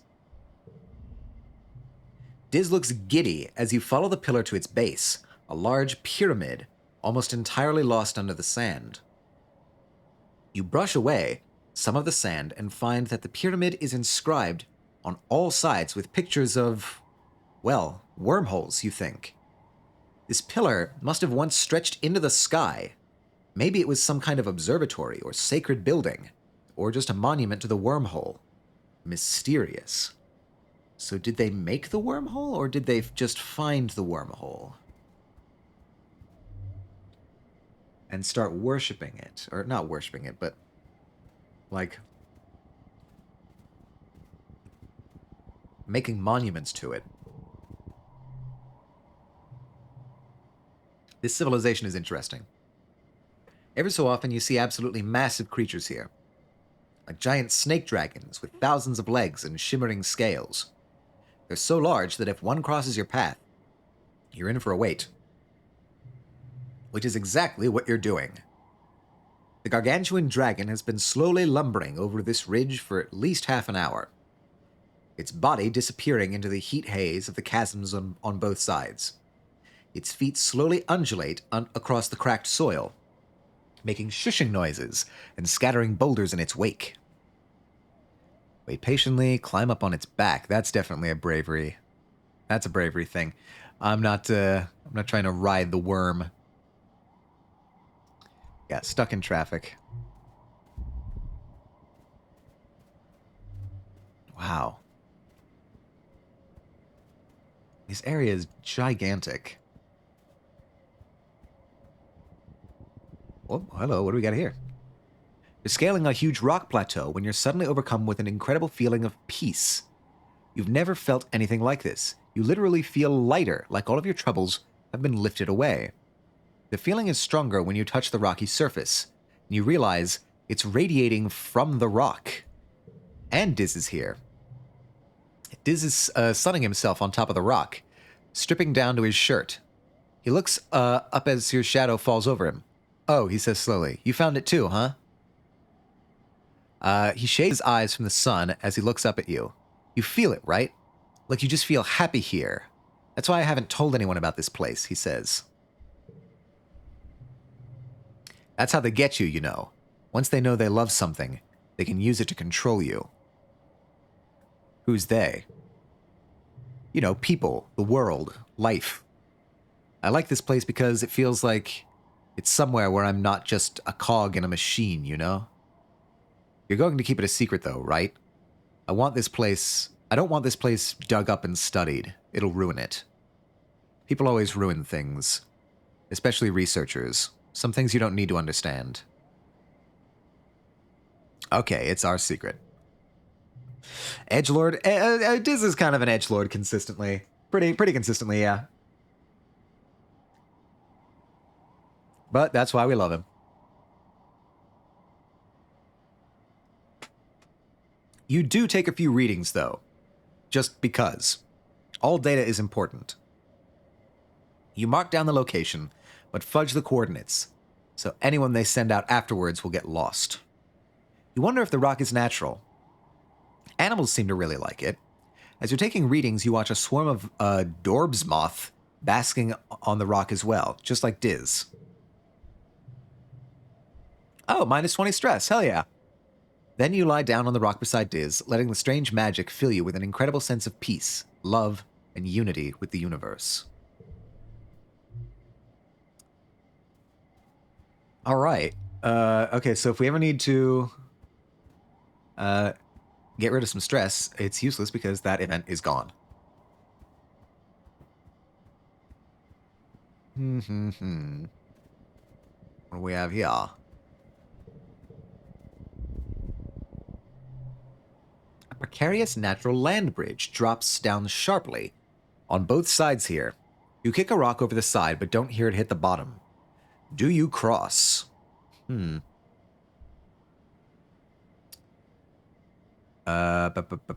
Cross the bridge. Cross the bridge very carefully.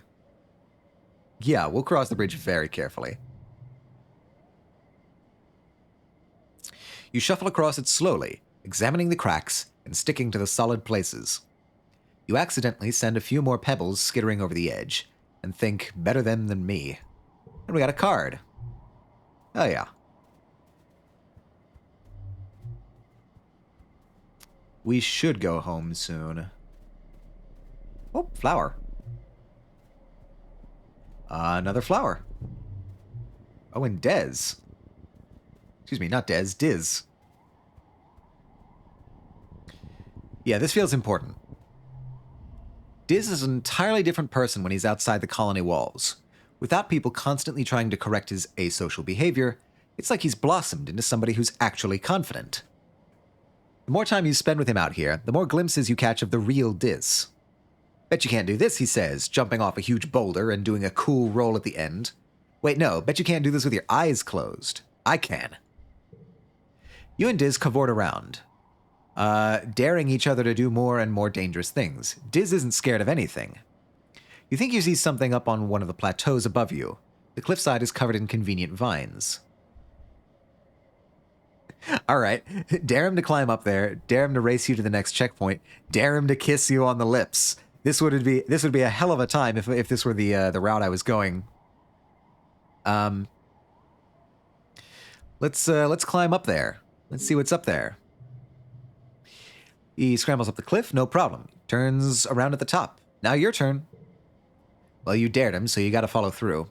The vines are slippery and dangerous, and some of them are even alive and wriggle when you grasp them. You lose your grip right at the top, and you slip and start to fall. But Diz grabs you. Got you, Diz exclaims, pulling you over the ledge. Your heart is thumping, and you're sweaty from fear, but you did it. Diz looks so calm and collected, even though he just climbed the same treacherous wall and had to save you from a long fall. Why doesn't he ever seem scared? The plateau is empty, but it provides a great view to look over the wrestling ridges. You and Diz take a break and watch the shadows. I am rizzing the twins. One of them accidentally, one of them through great painstaking effort.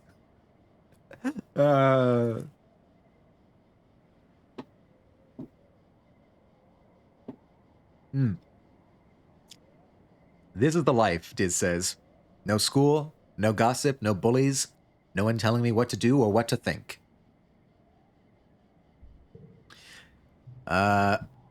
Even with my augmentation, in the colony, I always feel like such a coward. Like maybe the problem isn't me, it's everyone else, you know? I'm not scared of any of the usual stuff. Monsters getting hurt, even dying, like who cares? But humans keep finding ways to control people with fear. Well, they can't control me.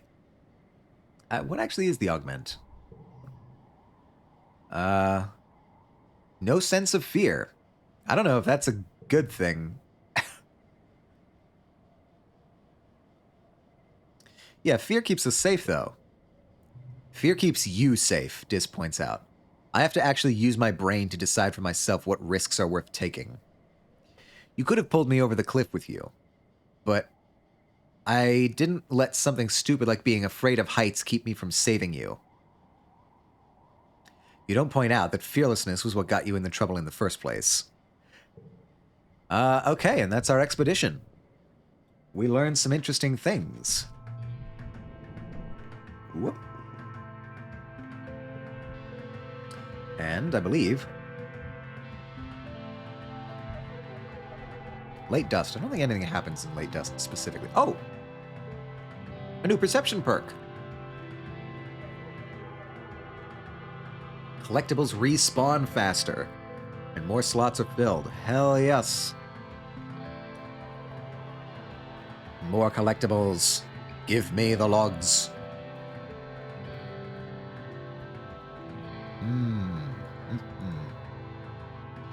I always forget to check this little outcropping. Huh.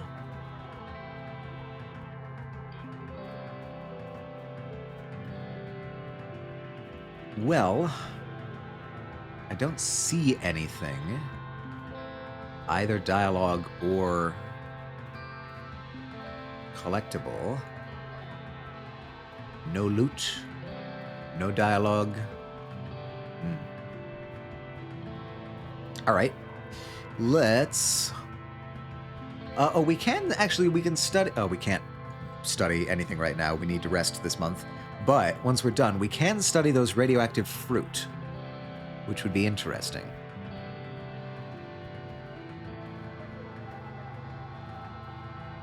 Anything Tangent has to say? Is there something you need? I'm attempting to manifest a flow state, which is a perfect plane of uninterrupted mental stimulation. It's supposed to be quite effective for creatives and researchers. All right. Good on you, Tangent. I need some time off. It's time to rest in the lounge.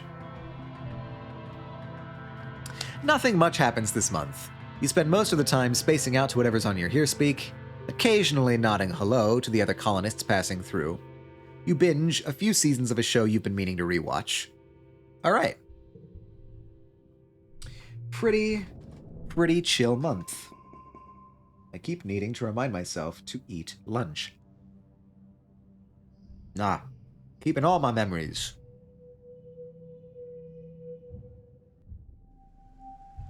I must go now and eat, but I hope all goes well with your stream, and you can perhaps successfully smooch Tang. That is the goal. Have a fantastic lunch, Zelda. Thank you for stopping by. I am myself still eating lunch because apparently I eat really slowly when I eat on stream. Fruit. A bobber fruit.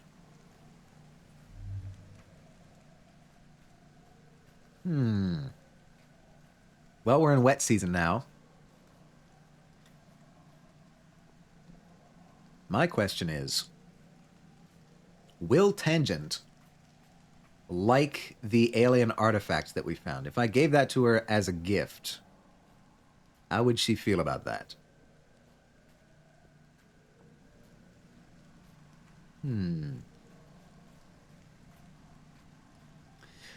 Ugh. They told me loot would be more frequent. What gives?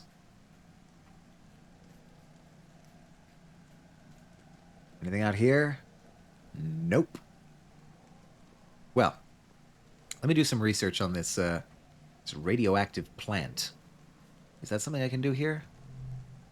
You gonna let me do that? Explore the xenobotany lab. Apply to work as a farmer. Xenobotany lab, maybe? Hey, kiddo, can you hand me the separator? I really got my hands in things here. You hand him the tool, which he uses to wedge open some sort of weird stoma-like opening inside the bell.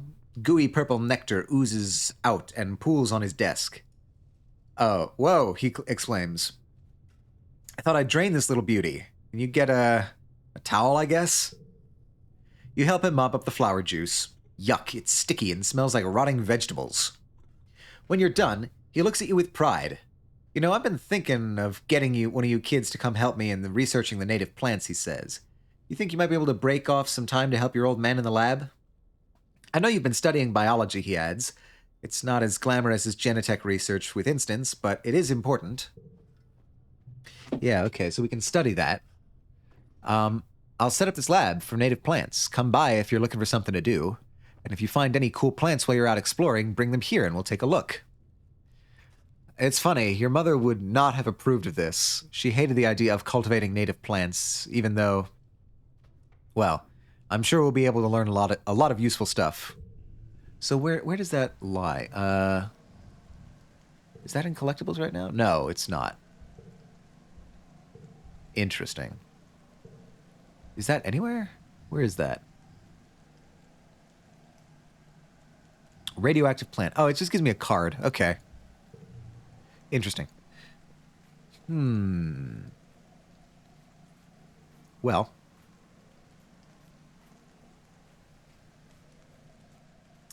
What about doing some studying? Repair robots, assist in medbay. Engineering is fine. Let's do some humanities. We've been neglecting our humanities here. Tang is usually so far ahead of the rest of you in terms of curriculum that it's surprising when you see Mars and Tang working closely together this month. It makes you bold enough to ask Tang for help with something you're struggling with, but Tang just stares at you with a confused expression. Mars laughs and tells you that she'll give you a hand later if you're still having trouble. She puts a weird emphasis on how much extra credit she's been getting while spending time with Tang outside class. Alright. Brag about it, why don't you? +2 bonus to pairs. Okay. I don't have any pairs. Nothing. Got 2, 3, 4, 5. That's something. 8? Well, that just knocks us over the edge. All right. A little bit inelegant, but we'll take it.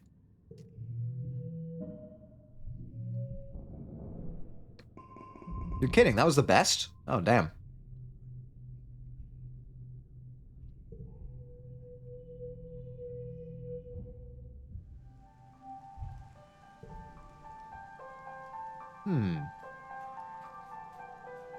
Mid-wet. Next month, we'll be able to give Tangent a gift, and... Then the month after that is Glow. We're gonna have to contend with some cantankerous animals.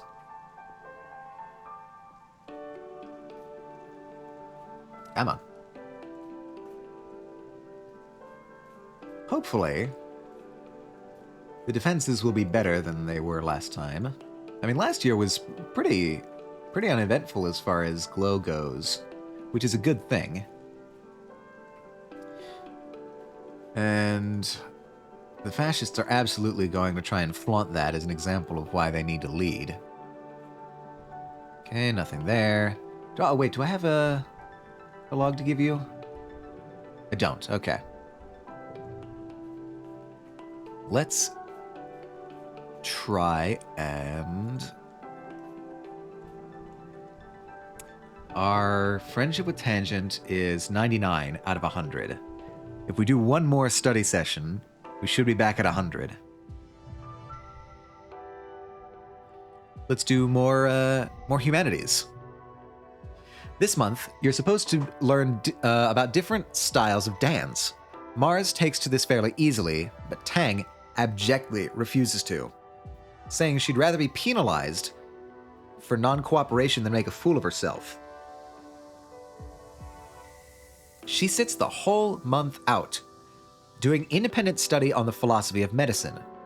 No matter how much Mars cajoles, bribes, or begs Tang to dance with her, she doesn't budge. So Tang, not much of a dancer. We can see this now. That's an 8. That's an 8. That's a 5. Oh boy, look at that. And we can throw an extra thing in there. 39. We met the super goal. Hell yeah. And that wasn't even the optimal route. Interesting. All right, late wet. It's Tangent's birthday. I guess I can check for medicinal roots, but in the absence of that, I'll give her the alien device. Because, I don't know, I'd kind of be interested in that.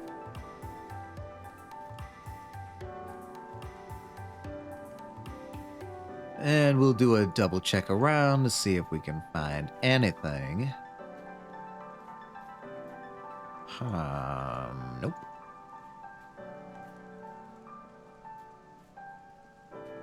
And I'm seeing nothing down there. Anything out here? Nope. No dialogue. Poyo? Poyo? Poyo. By the way, after a card challenge, if you hover over the stars, it tells you what the highest number you could have gotten was. Oh, I didn't notice. I will definitely check that out. Yeah. Yeah, absolutely. All right. Moment of truth. We're going to see if Tangent likes radioactive alien artifacts. I have something for you. What do you think? Tang is surprised that you remembered her birthday. She looks dubiously at the gift for a moment, then smiles at you. You didn't have to, but thank you, Atomica. All right. I don't know how thrilled she was with that. Probably. Yeah, no, not really. Late wet.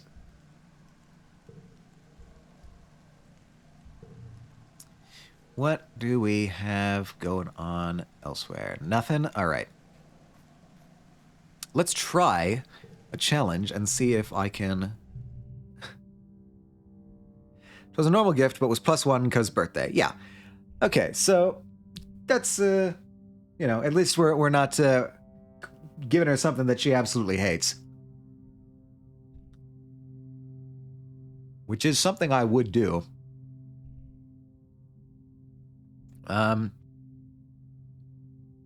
Let's do a med bay. Sometimes, Tangent gets really territorial about the lab, including the med bay.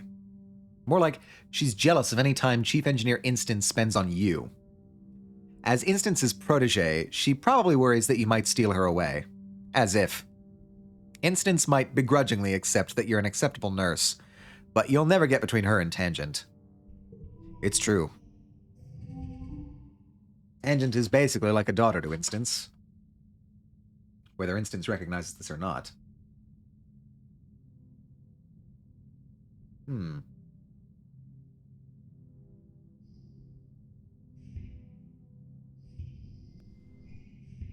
Could do that.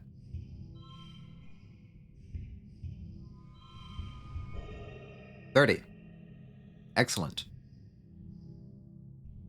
I win.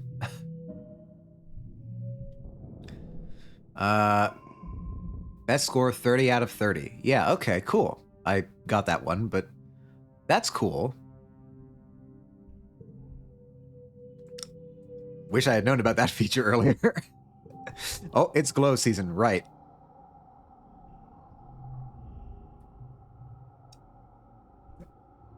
And we're back at full friendship with Tangent. Good. Does anybody have anything to say before we embark on... Oh, Crystal. Before we embark on the most dangerous season of the year. That's Diz. Nothing to say. Nothing up here. Anything in and around here? Nope.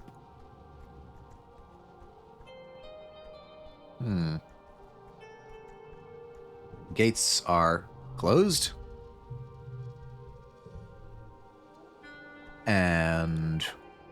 Don't even see any other loot. I mean, we got a crystal cluster this season, so that's above average. All right, cool.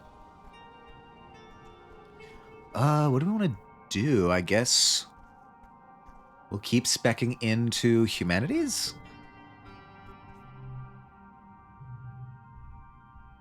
Humanities gets us creativity, persuasion. Our reasoning and engineering, like our mental stats are pretty solid, aside from organizing, but who cares?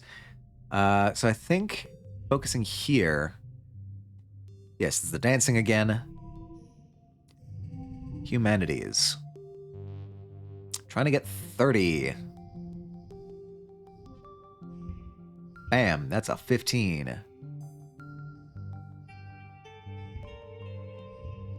That's an 18. Then we can do a 4, 4, and 4. Hell yeah. Look at that, 31. So, best score at 37. There's a 37 possibility. You're lying in bed, staring at the wormhole through your window when you hear when you hear a deep thump resonate through the ground. Then a second one, quieter. The woven roof of your room quivers, unleashing a season's worth of fine glowing dust to sift through the air.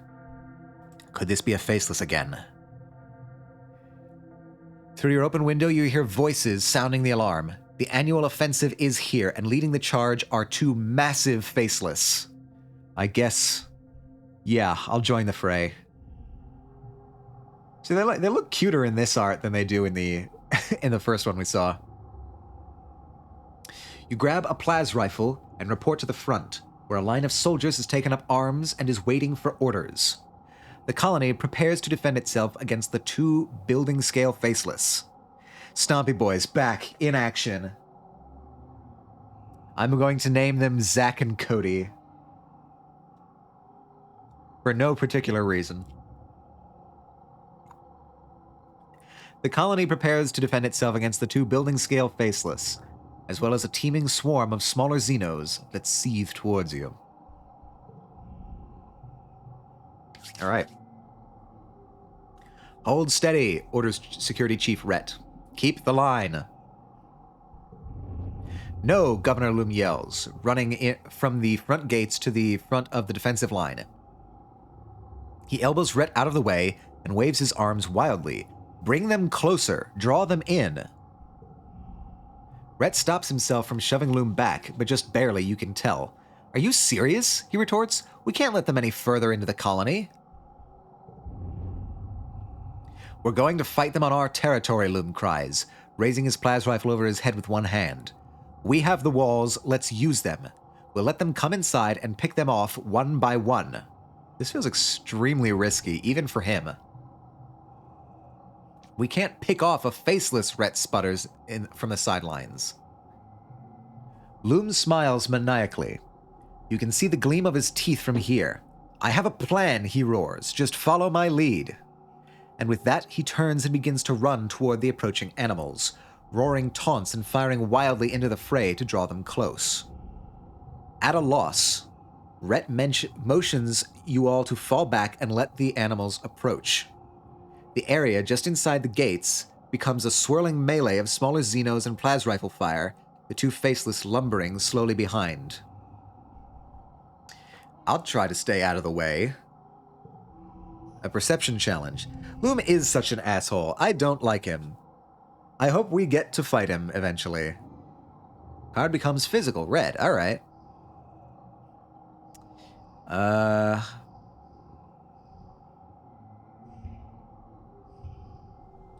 think these are 85. What the fuck? Oh, it's 3 rounds. Okay, we're fine.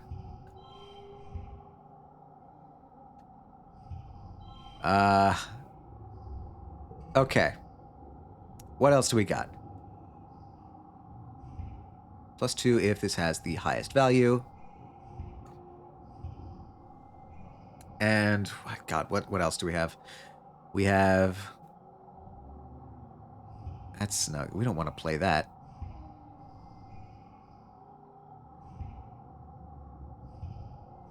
Maybe?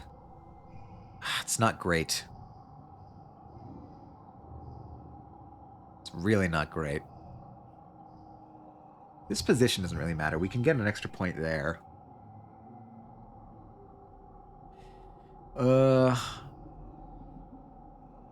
And so that's 17. What happens if we replace...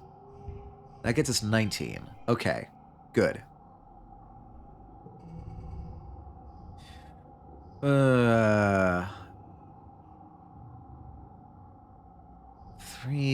so to flushes with this card. What happens there? No, okay.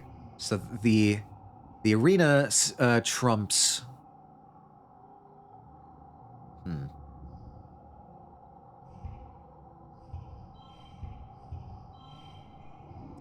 Does that +3?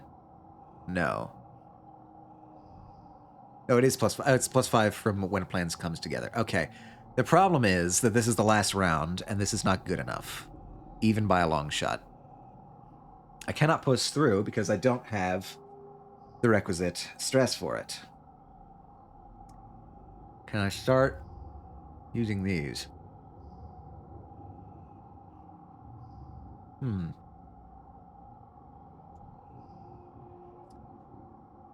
So here's a question. Does a bobber fruit, like an item, trump the arena slot? Or will this just stay red?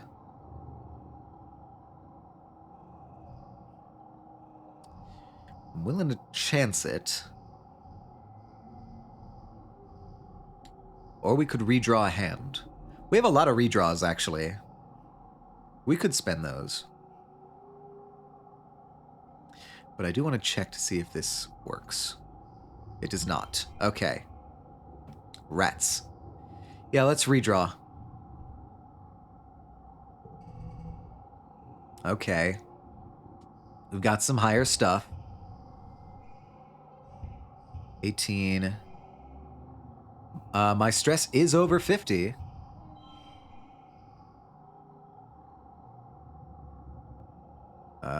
That doesn't help us really much at all.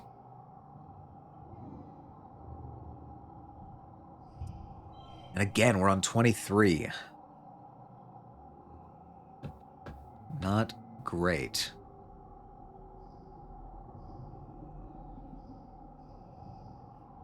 Anything that literally just doesn't change anything. 26, okay. Can we do anything with the numbers here?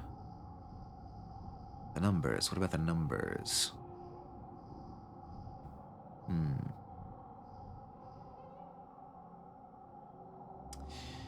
Don't think that would change anything there.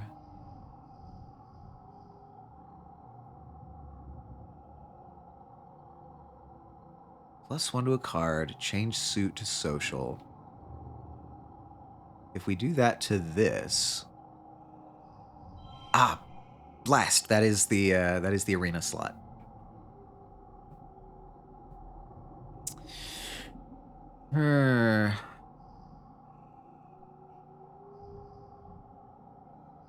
Yeah, I don't think we get this one. I do not think we get this one.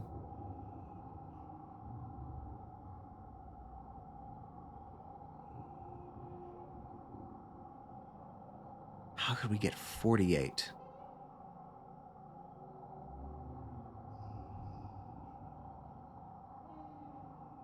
It wouldn't be like if we replace that. No, that wouldn't be enough to make up for it. What about you? Would bring us down.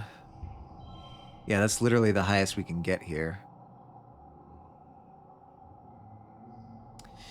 Should I try one more redraw?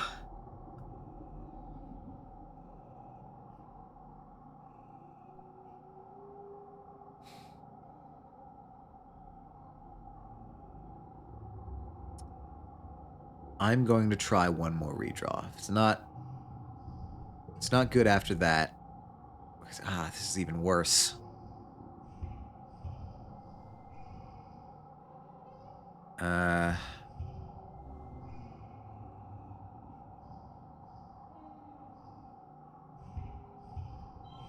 That's going to become red. And that just gives us 19. Ugh. One more redraw. All right. It's already 18 there.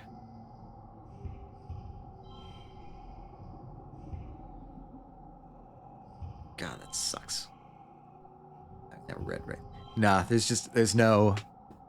I don't have the cards for this. I don't think. Push through 100 stress. Why did the requirement change?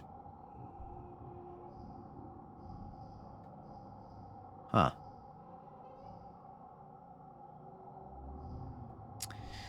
Crap. All right, we gotta give up.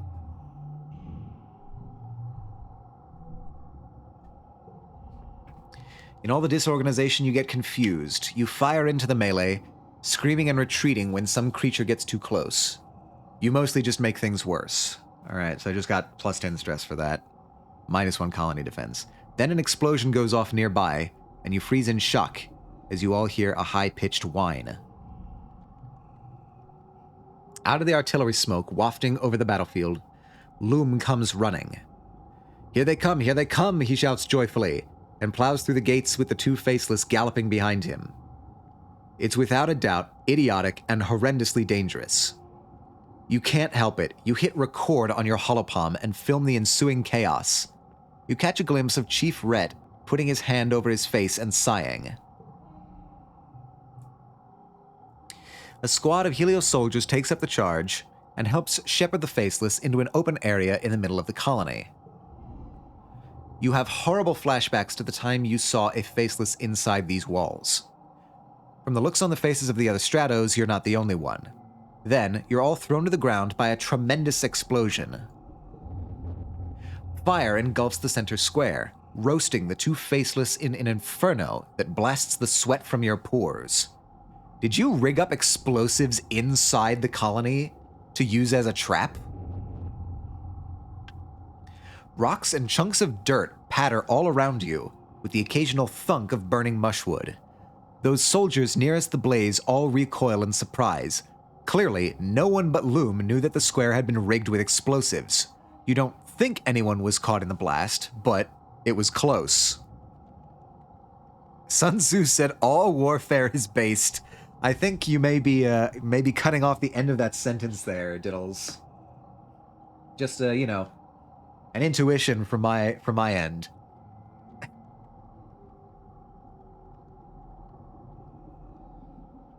Loom stands before the blaze, laughing and firing. How about you intuit some bitches? Damn, he got me. Got me, full stop. Laughing and firing at the two tortured Faceless as they roast to death. You raise your holopalm to capture the image. His silhouette dark against the column of flame and smoke. It was ridiculously dangerous and stupid, but it does look pretty cool in your recorded footage. People filter out of their hiding places, shielding their faces from the heat coming off the bonfire in the middle of the square. On the horizon, the first watery rays of quiet sunrise are struggling to make a dent in the hot orange glare. The colony's fire suppression system is turned on the square, revealing the charred corpses of the two Faceless. Utopia walks by with a reclamation team, hauling an industrial plas cutter on a hoverlift. Did he use the mining explosives? Utopia says in awe.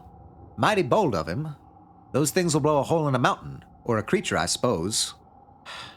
Wish we could have saved him from mining. That must have been the last of them. We sure can't make more. She sighs. Then she and her crew are out of earshot as they pick their way down the blast crater to carve up the Faceless for recycling. Boo, Loom throws rocks, throws tomatoes. Look, this is our face right here. Need colony defense 7. Unfortunately, I think somebody may be dead. Unfortunately, the colony wasn't prepared for an attack of this magnitude, or the havoc that Governor Loom brought down with the explosives. While everyone was distracted by the pyrotechnics, Xenos got into one of the greenhouses and destroyed next season's seedlings, and not all the explosives went off. Plus 10 stress, gain status injured. As Utopia's teams start the cleanup, a stray charge suddenly explodes across the field. Shrapnel zips past you and everyone dives for cover. A piece hits you in the thigh. Ye effing stars, ouch! As you gingerly check the nasty burn on your leg, you consider that if Utopia is right, at least the garrison's out of explosives to play with. You can't just nanoprint more unstable molecules like those. But how will the colony defend itself during the next attack? Alright. All things considered, that's not as bad as I was expecting. I was expecting someone to die. Oh, hey, look at me. Adult looks time, age 17.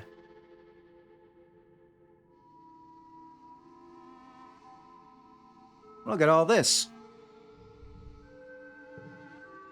Start age 17. All right, what does everyone look like now? Tangent. Everyone's so hot I can't. All right, we're gonna make the rounds. We're gonna see. You spot Tang heading behind the engineering wing, and follow only to find she's disappeared. Then you look up and see an access ladder leading to a maintenance platform by the engine turbines, long silent and starting to rust. Oh, are you still getting migraines, girl? That looks like a migraine face, if I've ever seen it. You climb up the platform. Tang's there, lying on her back and staring at the sky. A hatch beside her beside her leads back into engineering.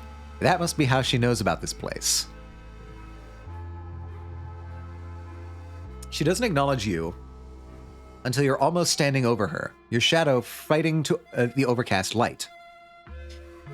She blinks with the sunglasses, with a sluggishness. Sunglasses, what the fuck? She blinks with the sluggishness of someone who's only just remembered it's a necessity, and licks her lips before she speaks. Do they need me in there? You shake your head, and Tang doesn't sigh in relief exactly, though her eyes slip closed again. Good, she murmurs. It's all too much right now. I thought... Her mouth twitches. I don't know what I thought. I don't know what I'm doing up here.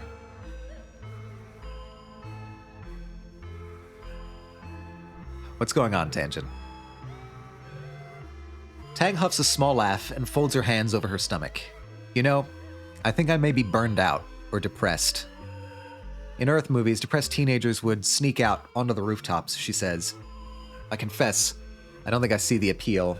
Maybe it would be better if I had alcohol or cigarettes. She shakes her head. Blanking out your mind with substances is what my mom used to do, not me. Okay, now this is not the appropriate time. Do you want to talk about it? Tang smiles, self-effacing, and doesn't look at you. I don't think so. Maybe. Will you sit with me? Yeah, we'll sit. Hey girl, how are you doing? Hey, you back off, Diddles. This is the romance run that I'm going for this time. You lie down beside Tang and watch the gentle revolution of the sky for a few minutes. You can feel the caginess seep out of Tang as you lie there in silence, until finally she speaks. Do you ever think about humanity? She asks slowly. Humans are such glorious, beautiful, utterly self-destructive thing. They only ever create by destroying, and in turn, they hasten their own demise. Tang finally looks at you, her hollow eye lighting up her cheekbones. She looks gaunt. It was the belief in human supremacy and unchecked innovation that doomed humankind on Earth. Does it seem like we're going down the same path here on Vertumna? I have to say, this is like the most dramatic portrait. This is so edgy. I love it. I believe we can do better here. Tang takes a deep breath and lets it all out. -1 helped Tangent. Oh dear. I just don't know how. I don't know if any of us do. We're only human. Sometimes I wonder why we even sent humans to explore space. Given our track record, you would think perhaps an artificial intelligence would have been wiser. No ego to get in the way, no questions about ethics or morality. After all, we learned in Earth history that when human colonists traveled from Europe to the Americas, they nearly killed everyone who already lived there, because they spread disease. I just can't help but wonder if we're doing the right thing. The hatch to the laboratory clangs open and Tang jumps. There you are, Instant says. Just her head and shoulders visible through the hatch, popping up like a goddamn gopher. Have you finished recalibrating that strand sequencer yet? Tang scrambles to her feet and brushes off the seat of her pants. No, not yet, she says. I was waiting on the results from B3 BH4316, and Instance clicks her tongue against her teeth and raises a hand to interrupt Tang. They're ready, she says. I need that sequencer ready for the G4100 samples. Her eyes flick to you. If you're done, she adds icily. Yes, ma'am, Tang says, cowed, and slides into the hatch after Instance. As her head disappears past the roofline, you catch a fleeting hint of an expression on her face you can't name. Okay. I didn't actually... Okay, cool. Tangent looks cool now. This is... I like the drip. This is actually really drippy. This is... Yeah, the coat. I like it. This is good. Making decisions based on the mistakes of the humans we purposely left behind on Earth is foolishness. You may as well ask the stars for guidance, not like astrologers. No, I will not be taking questions at this time. Okay, yeah. Let's go see what everybody's dressing like now. What do I look like, actually? Can I see that? No, I cannot see that, but... Let's see. Oh, okay, hold on. Rex? Over the years, a lot of people have started wearing a lot less clothing than you remember when you were growing up on the climate-controlled stratospheric. Definitely a lot less than in the holovids you brought from Earth. Rex, though, Rex is really acclimated to Vertumna's hot, sultry weather. Dude, put a shirt on. Are you kidding me? He asks, throwing his arms wide. First, it's hot as balls out here. I work outdoors, and hooey, no joke, I'd take off more if I could. He cranes his head up to the sky. Second, I like the feeling of the sun on my skin. After 15 years in a sunless tube hurtling through space, I want to soak in as much as I can. It makes me feel great. Rex laughs and knocks himself into your shoulder. I think our bodies were meant to live this way. Don't even get me started about the pants, bud. Okay. Everyone's so serious all the time, Nomi says, touching their chin to the tip of their finger. I'm trying my best to help. Even if I'm not good at soldier stuff, I can at least help make things that make people smile. That's important too, right? It's true. Unfortunately, I don't have any dialogue with you right now. Okay, that's Anemone. We'll talk now. Anemone is doing squats in the training yard. 30, 31. Oh, hey, Atomica. She jumps out and stretches her legs. Feel like challenging the squat queen? Unfortunately, I can't. All right, this is... I'm kind of... I am kind of getting fashy vibes from this outfit here. Did we nuke everyone yet? No, we have not nuked anyone. The colony leader did blow up 2 monsters with our only mining explosives, but no nukes yet. All right, Mars. Looking fabulous, of course. Look at this cool jacket. This is even cooler than the regular cool jacket. Watching holovids, propping her head up with her hand. Newton's bloody apple, she curses. We have got to start producing our own entertainment soon, or I am going to go literally mad. Get into a debate. Oh, man. Should we try? Should we try getting a debate with the obvious future politician? Heck with it. Mars would never stoop to using her fists to get her way, but she loves a good fight nonetheless. You ask her what she would have done differently if she'd been the captain of the stratospheric when you landed, and her eyes go wide. She launches into a laundry list of shoulda-wouldas, and whatever she says she would have done, you offer reasoning for why it wouldn't have worked. Friendship with Mars and persuasion. Ah, cool. After a little while of this, Mars is positively invigorated. Wow, you really thought about all this, didn't you? She says, cracking a little smile. You're totally right. It's a lot more complicated than just making decisions and telling people what to do. Thank you. It's so important to have people like you around to keep me on my toes. She cracks her knuckles. Okay, but when I'm the governor, I will do so much better than the adults can. Yes, political ambitions, pretty obvious from Mars.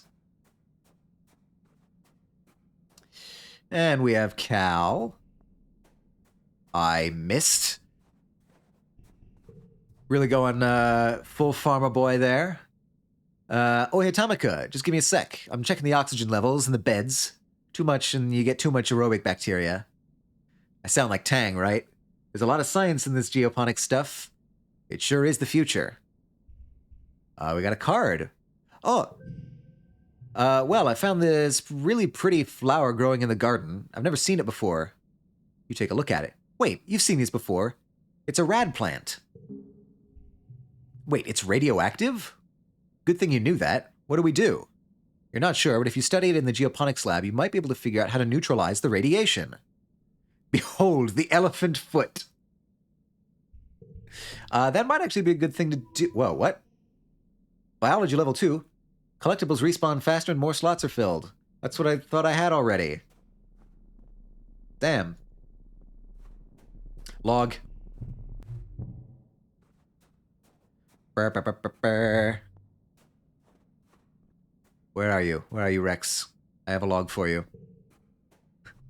Yeah, we're just slowly building up the Chernobyl exclusion zone here. I got you a present. It's a log. Ah, excellent. Wait, what are we, You spot Rex carrying supplies and big pieces of wood into the construction site at the end of the lounge, future home of his bar. He waves at you, well, as much as a wave as he can do with his arms full of mushwood. Hey, La Tamika.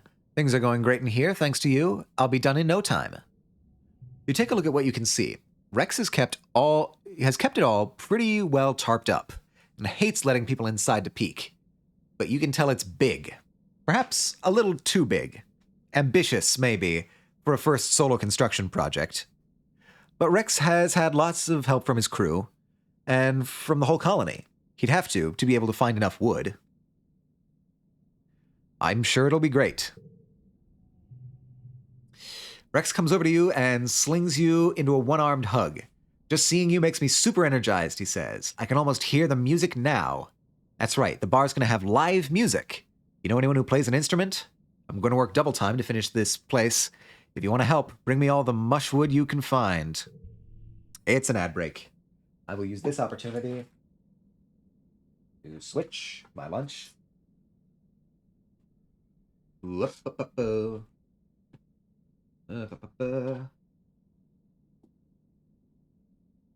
And we are close to being off to the races. And we're back. Back and better than ever. Okay, so that's the mushwood. I feel like I should research the radiation thing. That feels important for some reason. Whoops, missed. Come on. I'm getting impatient in my old age.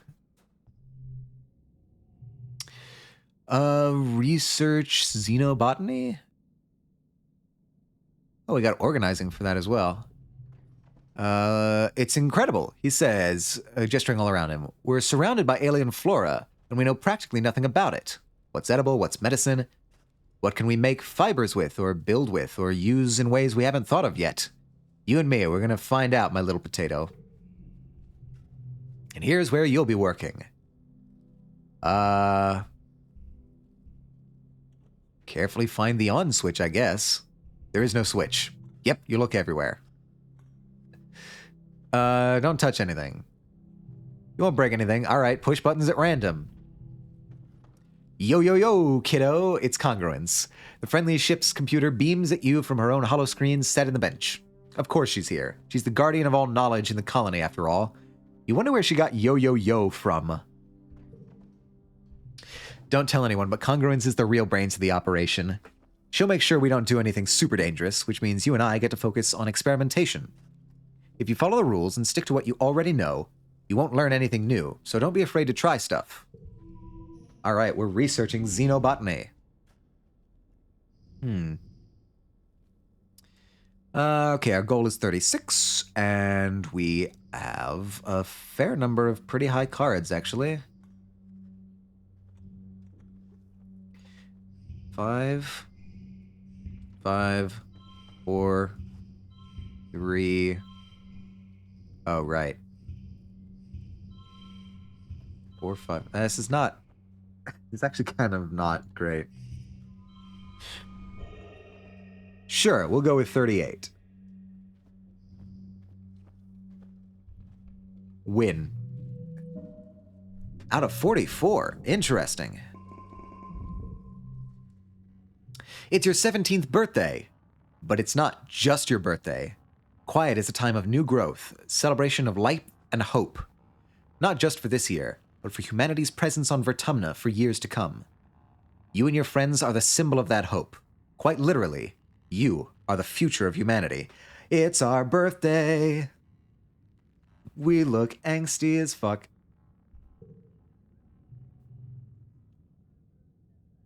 As you're all beginning to take your places as adults in the colony, the council has decided to throw a party in your honor, the Vertumnan Youth Ball. Mars is organizing it, of course.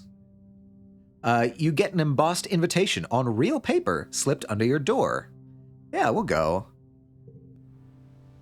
Loyalty, I guess. Sure. You slip into some party clothes and head over to the lounge to celebrate. Well, yourselves. And yourself, specifically. It is your birthday, after all. The lounge is all decked out. The decorations look expensive. Must have taken a lot of nanoprinter creds. Your friends are transformed too. Everyone has dressed up. And looking like the young adults you're becoming. You can hardly recognize some of them. She looks exactly the same. Mars catches your eye and waves, her bangles jingling joyfully. She looks like a model from her holomags. Every inch of her is primed, painted, and perfumed. Atomica, happy birthday, I'm glad you could make it, she says, over the steady thrum of music. Drinks are over there, make your song requests to congruence, and take off your shoes. You look down at your boots, then back up Mars skeptically. Then back up at Mars skeptically. She rolls her eyes and does a little bounce. Sock hop, just like Earth, duh. Yep, no, nobody looks any different. At the refreshment table, Cal is stuffing his face with party food, and Rex shoves 2 glasses of punch in your hands. Gotta stay hydrated, he says, pouring himself another glass. He'll be sweating it out one way or the other. He winks at you. Don't let them fool you, Tangent mutters, joining you. She smears a glob of something pink and meaty looking on a cracker. It's a well-documented phenomenon that people inexperienced with imbibing alcohol will begin to act as if they're drunk, even if they're completely sober. To Rex, she adds, I mean, of course, not that I am not going to suffer any bad behavior. Wait. I mean, of course, that I am not going to suffer any bad behavior. Rex grins as he pulls a flask out of his vest and pours a healthy addition into his glass. Who says it's gotta be an act? Let's get a little loose. Come on, it's a party. The music changes to something with a fast, pounding beat. Rex throws his hands back and howls. It's time to dance. I'm just gonna hang with my friends. Oh my god, I forgot to look at Diz. Evangelion-looking ass. Alright. Rex and Mars take to the dance floor, joined by Anemone and a reluctant-looking vase. You stay behind with the others to watch, still marveling at how mature your friends seem tonight. They've transformed, like grotty little grubs, into beautiful Dorbs moths. Sure. Diz shows up late and sulks around the outside of the lounge, eventually coming to pick up food at the table. He keeps his distance from Tangent. +5 stress. Cal eventually heeds the siren call of the dance floor and saunters over to join the others. You're left making somewhat awkward small talk about the food with the 2 siblings. Nomi, who's playing DJ with congruence, spins up something a lot slower, more romantic. Grab a partner and pull them in. Sorry, I forgot. Grab a partner and pull them in close, they announce dreamily. Or whatever distance you both feel comfortable with. Everyone giggles awkwardly and shuffles around, feeling the intangible friction of teenage politics. Who dances with whom? Who makes the first move? All right. The time has come. It's a dance. It's my birthday. This seems like the right time.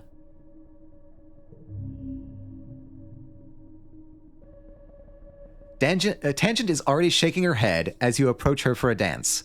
Absolutely not, she says. I am not going anywhere near that sweaty mess. Well, she didn't say she wouldn't dance. Ah. She resists you tugging her into a slow dancing position, but relaxes when she realizes you don't intend to take her away from the safety of the refreshment table. She dances with you a little mechanically, her nose turning more pink as the song goes on, and drops her arms immediately when it's done. You follow her gaze to the dance floor, where Anemone and Vase seem to have skipped dancing and gone straight to sucking face. Tang's lip curls. Ugh, thank you for not expecting me to do that. All right, so Anemone's making out with the fascist. God damn it. We knew this was coming, but it still is disappointing.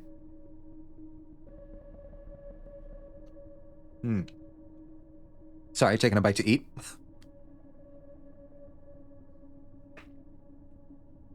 Yep. Anemone, I get the feeling we're going to have to fight her at some point, and I'm not looking forward to that.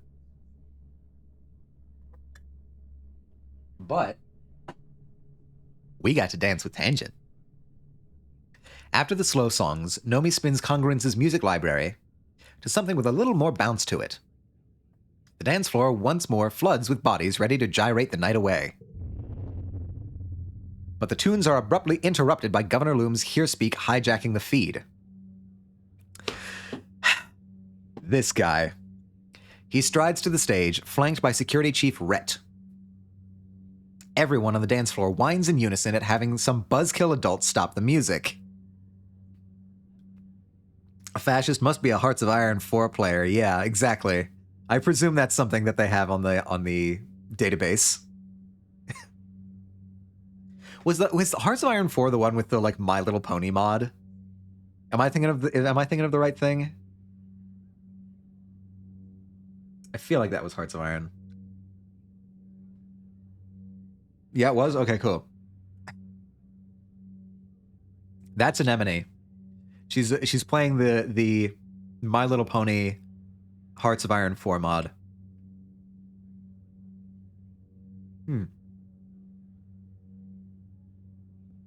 Everyone on the dance floor whines in unison at having some buzzkill adult stop the music, but Loom just raises his hands and smiles indulgently.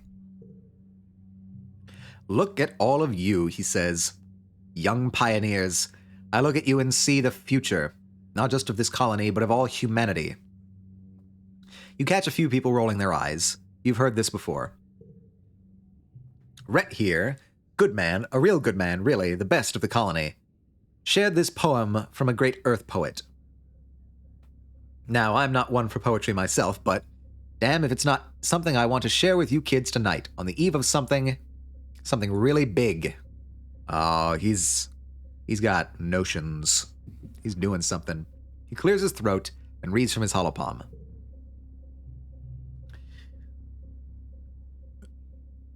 We cannot tarry here. We must bear the brunt of danger. We, the youthful sinewy races, all the rest on us depend. Down the edges, through the passes, up the mountains steep, conquering, holding, daring, venturing as we go the unknown ways. Pioneers, O pioneers. We primeval forests felling. We the rivers stemming, vexing we and piercing deep the mines within. We the surface broad surveying. We the virgin soil upheaving. Pioneers, O pioneers. Is that a real poem? Hold on, I'm going to check that. That feels like it might be real. Pioneers, O pioneers. Poem? Pioneers, O pioneers. Okay, it's a Walt Whitman poem. Awesome. Let's see. Oh, that's a long poem. Yeah, so it's a sort of poem about colonization. Little on the nose, but all right. Also, We were dancing. This is bullshit. Why are you doing this? Rhett looks a little pained, but Loom continues. What do you think that poem means, kids? He asks. Does this mean we should sit here in our colony, politely waiting for this planet to make a space for us? He clenched his fists evocatively in the air. No, he exclaims. It means we need to get out there. We need to grab Vertumna by the balls and make it respect us. He points to you specifically. I need you, the next generation, to lead the charge. The poem means you suck, Loom. Boo. Put on Freebird. I need you, the next generation, to lead the charge. This is your planet, and you're old enough now to defend it. I'm asking all eligible fighters to join squads massing at expeditions. To get out there and attack those monsters where they live. We're taking the fight to them, no more hiding behind our walls. To your left, Vase and Anemone lead the cheering that erupts. Loom and Rhett leave, and the music spins back up again. But only a few die-hard partygoers still want to dance. Everyone else has broken into small groups to discuss the announcement. You are... I am scared. I don't like how this sounds. Everyone is chatting excitedly or angrily, but you can barely speak. Your stomach is a cold pit of fear, and your hands are clammy. You know tonight is about becoming an adult, but you're still just a kid. You aren't ready to go to war, not against nature or the planet or anything. The party fizzles out as everyone drifts away from the lounge. You return to find your dad has stayed up to make sure you got home safe. He's never done that before. You've always been told the colony was safe. Now you see his sad eyes, and you know that time is over. All right. Mid-quiet.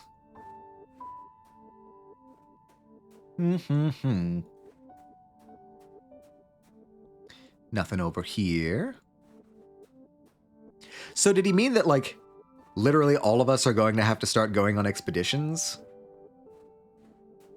I diz. Well, you'll probably be fine out there in the expeditions.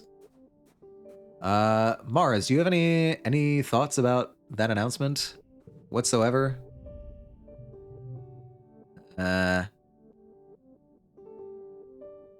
Nope, it does not. It does not seem to say anything about what just happened.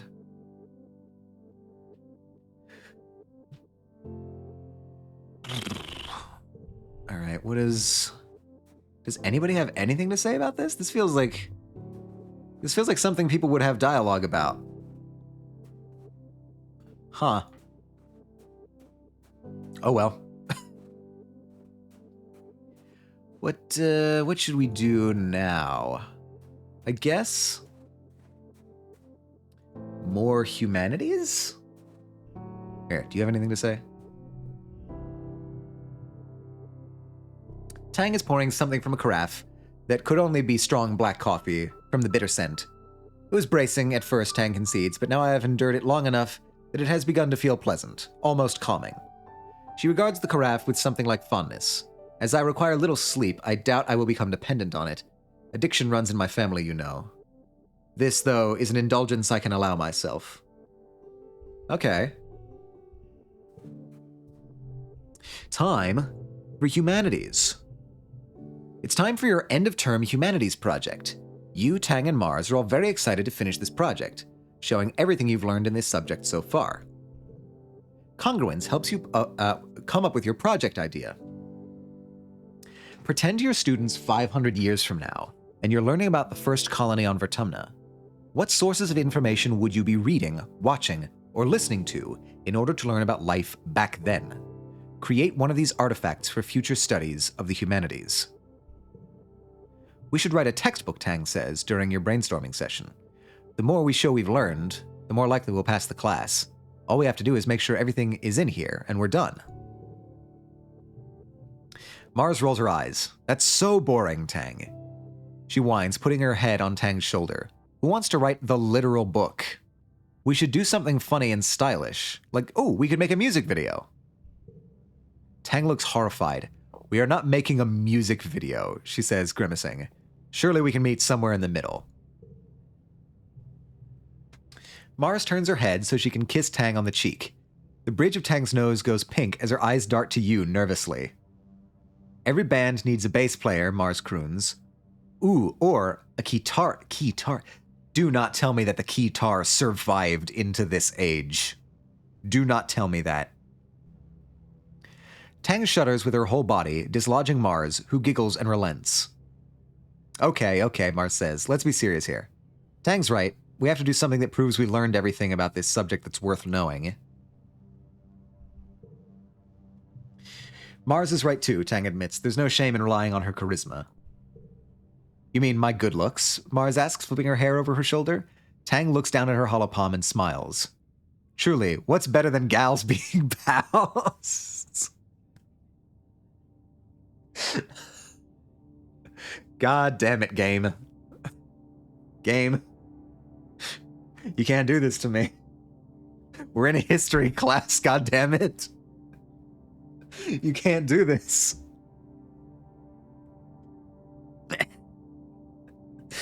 I'm turning them into lesbians. Diddles, what are you doing? The Bob Ross emote is lovely. The Diddles curse. It follows us everywhere. I mean, everyone here is I don't know, is not very picky about who they're going with. In the end, you agree to record a news segment about the colony's war on nature. What spin are you giving your news report? Down with war, defend the colony, just the facts. A creativity challenge no matter what. Hard either way. So this is really my choice. Let's go with down with war. Because I think that'll probably Tangent will probably like that. All right. Whoa, we have a goal of 90. Jesus. All right. We'll go with 6. We'll go with 5. We'll go with 5. 23. Down. What else you got for us? All right. 8. 4. 4.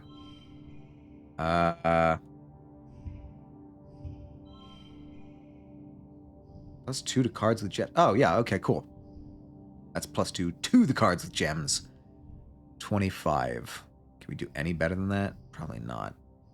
I mean, even just numerically, that's not beatable. Okay. We have to get 42. 5, 5. Actually, let's do this.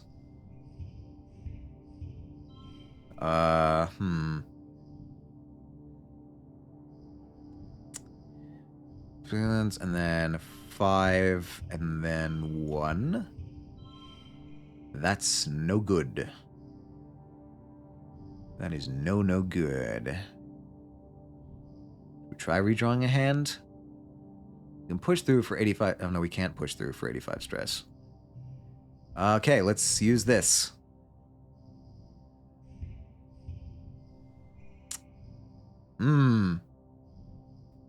Don't like this. 20. Yeah, I think that's we can't even get all the cards. All right, another redraw. It's fine. Everything's gonna be fine. Got that. You've got that. God, that's literally all I can do. Damn it, I can't even push through. Give up. Defeated. 29 out of best score 30. Jesus. Rebellion.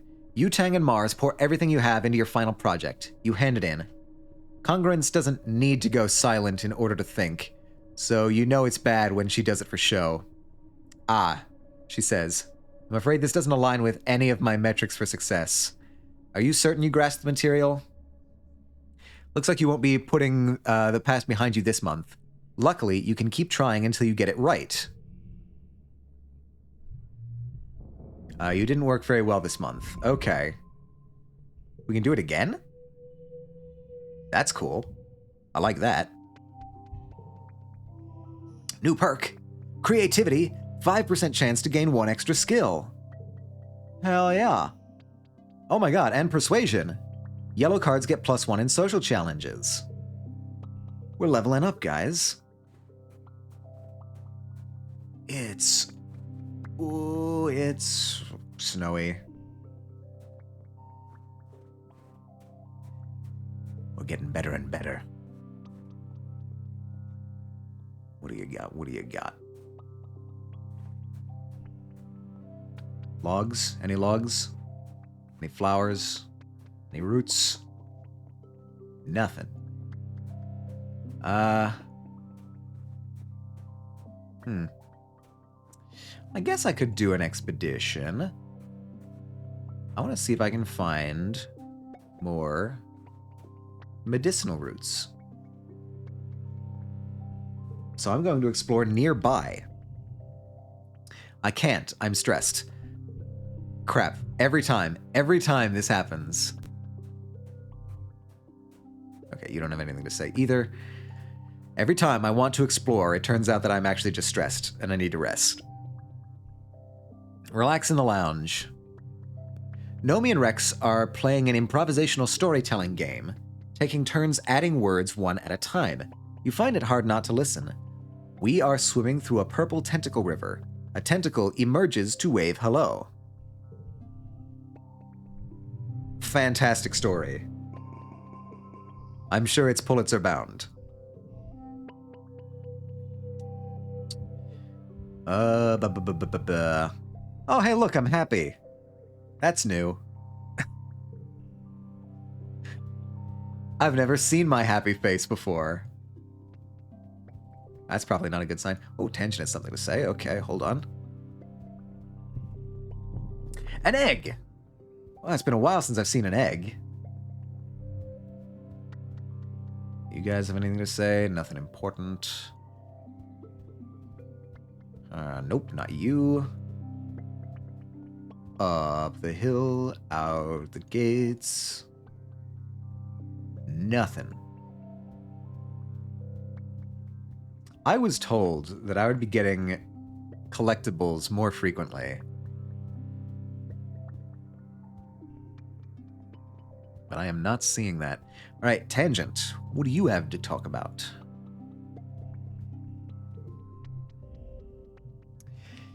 Oh, it's like literally the same jacket as Instance Wear, it's just slightly different. You bump into Tangent after a routine checkup in medbay. Atomica, could you wait a moment? I'm almost done. Let's walk out together. Dr. Instance gives you a curious look as Tang hurries to catch up with you, but goes back to her work. You wonder if Tang needs something from you, or just wants to hang out. Lately, it seems like she has less time for her friends, preferring to work late at the lab. Maybe she's lonely. Ah, nice weather we're having, Tang says as you walk outside. You look around, it seems pretty normal for the season. Nice weather we're having. Tang, if this is you trying to do small talk, please continue.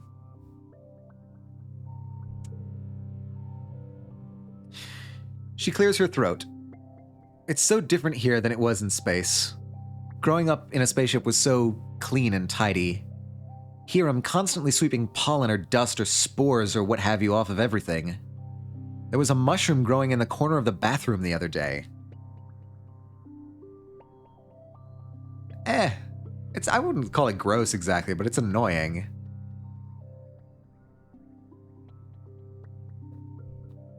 I guess gross is closest to annoying. Right? Tang says, her eyes wide. Everything is just growing all the time, everywhere, with no plan. I hate even thinking about it.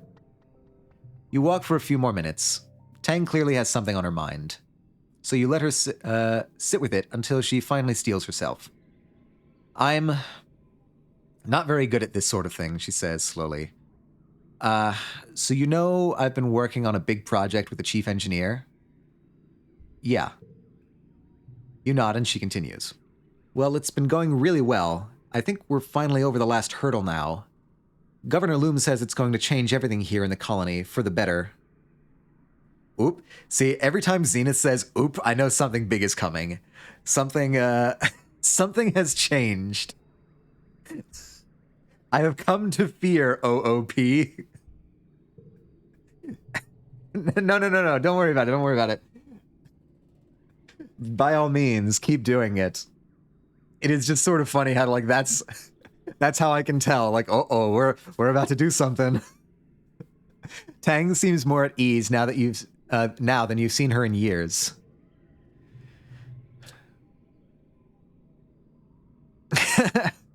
Truly, I couldn't have done it without you. Tang says, a slight smile warming her usually expressionless face. I know I can be a hard person to be around, but I appreciate everything you've done for me, and ultimately for the colony and all of humanity. What's really going on with you? Happy to help a friend or time to make your move? Guys, we're back here again. We're back here again. I don't...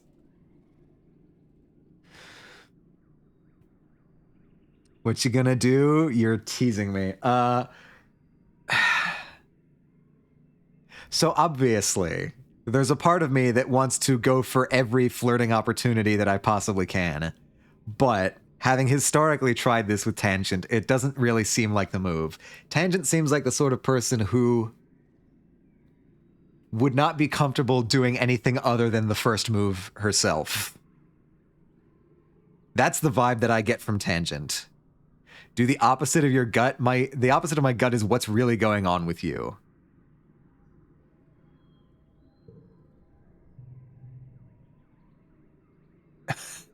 Tang shrugs. It's nothing, she says.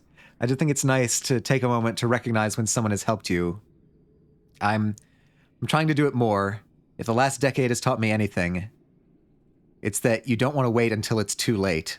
She smiles cryptically. Okay, now hold on. We've come back here again. You're gonna friend zone her? Yeah, okay, so this is what I'm saying. Now that I've presented with only these two options, the choice is clear. My intent must be made known. I'm not just gonna friend zone her. This has to be the move, right? This has to be the time. I swear to God, if this has negative consequences, I am going to jump off of the ravine.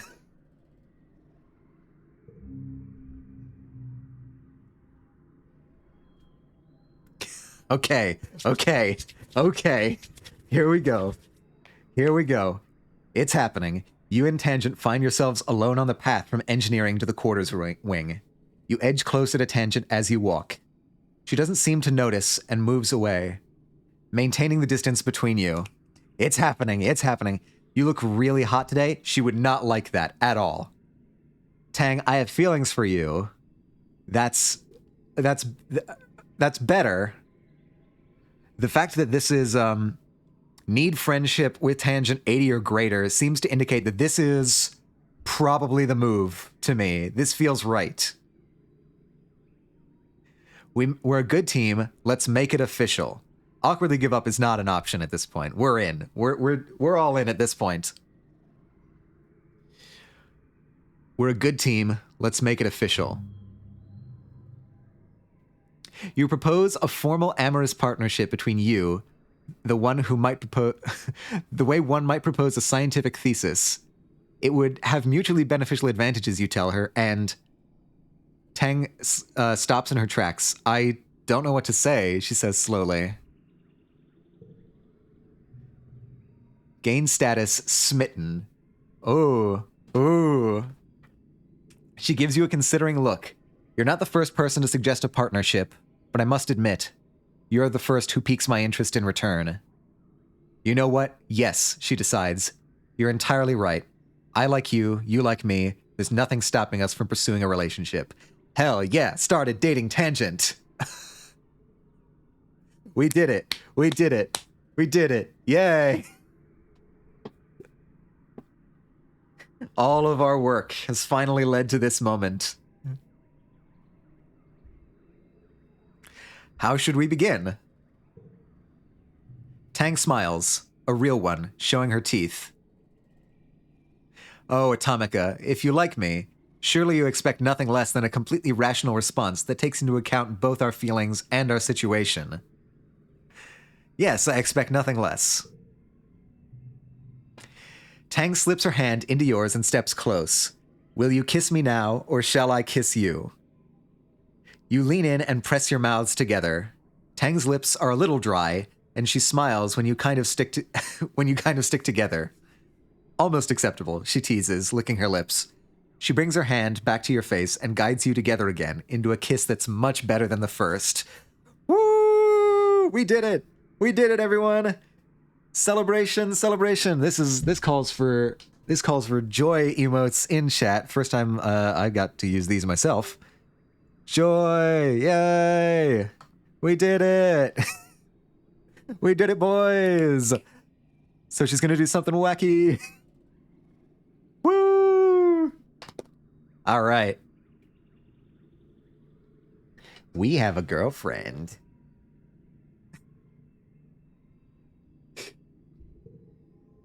Tang's a better kisser than you expected. Confident, unashamed, and methodical. You kiss until she tires of it, pulling away and touching her lips with a slight smile. I'm looking forward to continuing this train of thought, she says.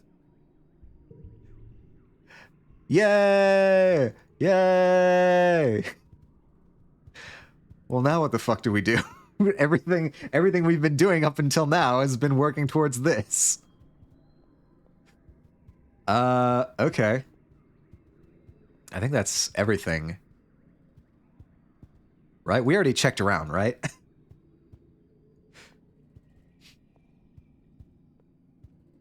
I think we did.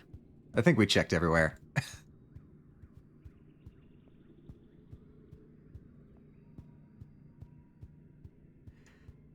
More Tang dialogue? Yeah, I just wanted to make sure that we didn't miss anything else. Tang is working late in the lab this evening. I guess you can shove an ice pick in the back of the skull of the fascists. Yeah, okay. The new thing is now we're going to try and fight the fascists. Tang is working late in the lab this evening, as usual. What's unusual, though, is the smile that brightens her face when she looks up from her microscope and sees you. Atomica, oh, I'm glad you're here. No, actually, why don't you come over and see for yourself? You take a look through her microscope. Look at the shape of the spores, Tang says. I've only seen this once before, when we were studying the shimmer fungus, but this fungus isn't any of the ones we've identified as capable of spreading the shimmer.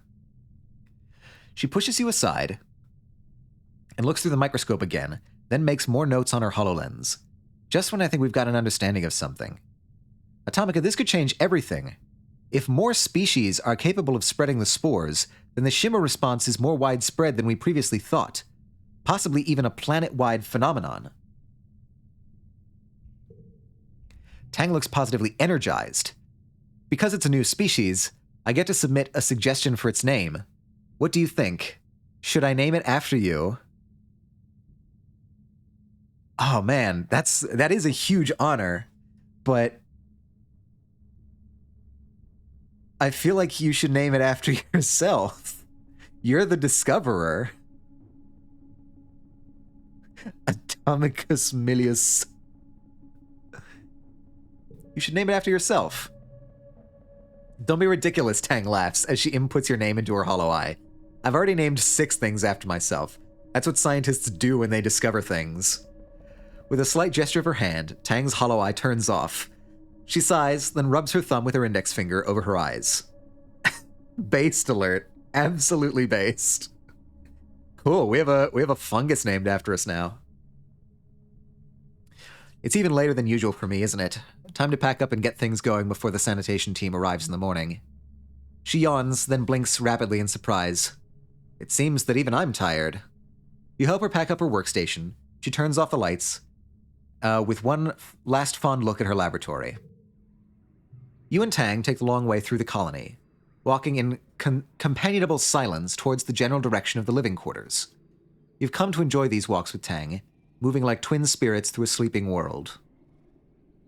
Tang stops you before you head into the living quarters. Actually, let's not go straight back, she says. I want to stay out a little longer. Ooh, a date! You and Tang climb up onto the walls, where the wind coming from the forest is stronger, and keep walking. The wilderness is dark and impenetrable past the defensive perimeter. Tang keeps you on the outside edge, subconsciously, or perhaps consciously, putting you between her and it. I hate thinking about what's out there, she says quietly. Predators, dangers, diseases. All the monsters that have terrified humanity since the dawn of time, and they're right outside these walls. For as long as we can keep them out. She wraps her arms around herself as she walks, looking down at the ground. And inside as well. Monstrosity is a human condition, too. Every horrible thing endemic to humanity. Jealousy, aggression, fear, pride. It's still here, in us. We brought it. Just like we brought potatoes and corn. It's terrifying to think of what horrors we're capable of inflicting here, as we did on Earth. You walk a little further before Tang, seemingly in the middle of some deep thought, stops and turns to you. Atomica, are you happy here? She winces, then bites her lip. No, I don't mean happy, precisely. Happiness is irrelevant to a survival situation. What I mean is, do you imagine a future here? One that you would have chosen for yourself, should you have been given the option? Are you fulfilled? Truthfully, I am kind of just existing day by day. That was how it was going. What a miserable existence we lead.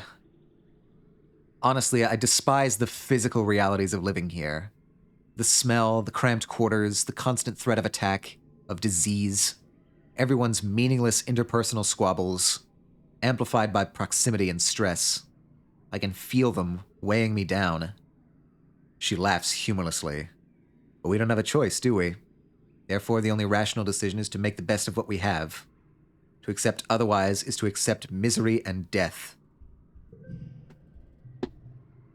Tangents Focus 3, hell yeah! That's the tangent you know so well. You can trust her to stay logical and focused no matter what chaos tomorrow will bring. You walk until the chill of the night settles into your skin, then descend from the walls and walk back to the living quarters. Tang hesitates at the threshold. Anyone else might not have noticed, but you know Tang. Probably better than anyone in the colony does, even her own brother. She's just like me for real. For real, for real. What's wrong? It's nothing, Tang replies. I'm just tired, I suppose. I'm working on something with a chief engineer that's bigger than anything I've worked on before. It could change the fate of the colony. Of humanity, even.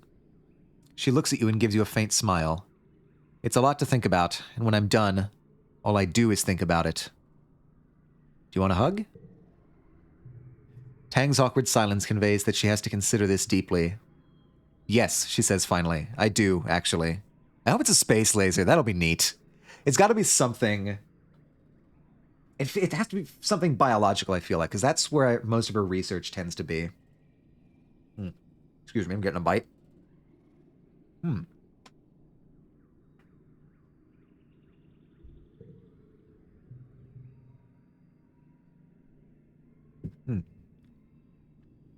enfold Tang in a gentle hug. After a few seconds of stunned inaction, Tang wraps her arms limply around you as well. You spread your hands wide and hold her more tightly, trying to manifest the right kind of comforting energy to resonate through Tang's shields. Suplex her. Whoa! Right on the ground. Wasn't prepared for it. You gotta keep your guard up, Tang.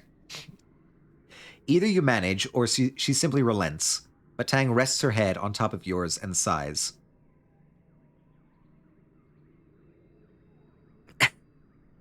As soon as she talks about this nerd shit, I suplex her, and then go in for an elbow drop. Yes. We then grab a steel chair, come in from the ropes, and finish it off. It's a real crowd pleaser.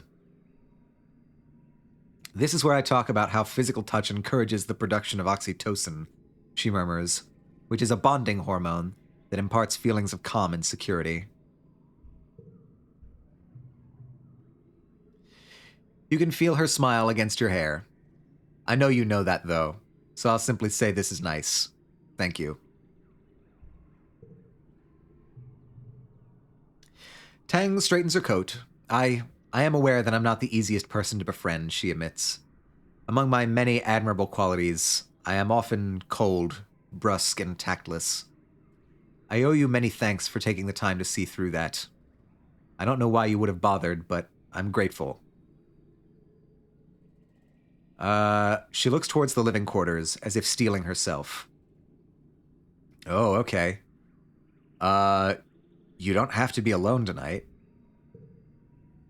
Oh, an interesting proposition, Tang replies. What precisely do you mean? We could keep each other company. Tang scrutinizes your face for any hint of an ulterior motive.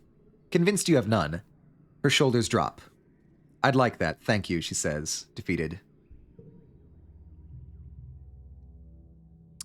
You retire back to Tang's quarters, a largely sterile sleeping room with a few human touches, save for a few neglected plants and a ratty blanket that you recognize as the kind Chief Steward Anne used to knit by hand for every kid. There is a physical photo of Tang and Instance posed awkwardly together, as if they'd been working on something and told to take a break to smile for the camera. You keep Tang quiet company for a few hours, trading bits of conversation until the first sun starts to rise. You look over and see that Tang's eyes have closed, and her face has finally gone slack in much-needed sleep. You pull the blanket over her and close your eyes as well. You catch a few hours before you're both expected back at work. Oh, okay. I was expecting that to change the seasons. Okay. What should we do next? Let's try... should we keep speccing into humanities? Yeah, let's study humanities. You learn that the language you speak, Esperanto, is a conlang. Oh, right, we had talked about this earlier. Esperanto, the conlang that specifically focuses on European base languages. 34, we can manage 34.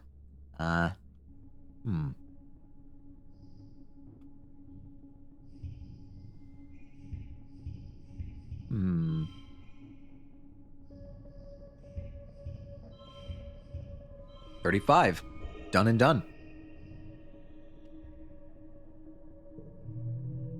39. There was a 39 possible? Damn.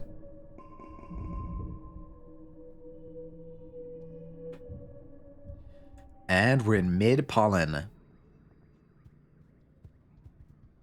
Man, this would be so much worse if we did not develop a cure for the shimmer. What's everybody got to talk about this month? Whoops, nope. Not you.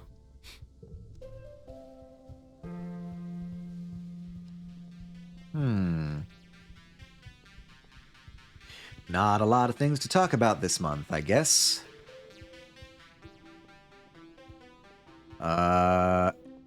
I could... +1 to all social skills for being smitten. That's cute. What about an expedition? We could do an expedition.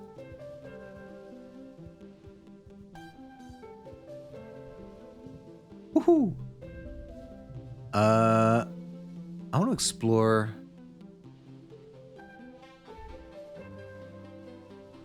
I want to explore nearby and see if I can get any roots, any medicinal roots. Oh, hello. There ain't a lot to see out there. A logging camp, a few fields, some nice lookouts. Oh, hey, we get a free log. Stuff to collect. Take nothing but photos, leave nothing but footprints, she teases. Suppose it's different on a brand new planet like this one. We actually do need samples of basically everything. especially stuff what might be edible. Things regrow pretty wild out here. If you picked a place clean, give it a year. Bet it'll look like you were never there at all. Okay. Come on, can I find... Oh, yeah, logs. I can give Rex all kinds of logs now. Yeah, what is this? Do a perception challenge. 61. Card gets +2. Hell yeah. And I think that's about as good as we can get that round. What about you? I can ensure that that's the highest. We can do that. And then all the best stuff goes like that. And that. Nice. 27. Now we all just need to get 9.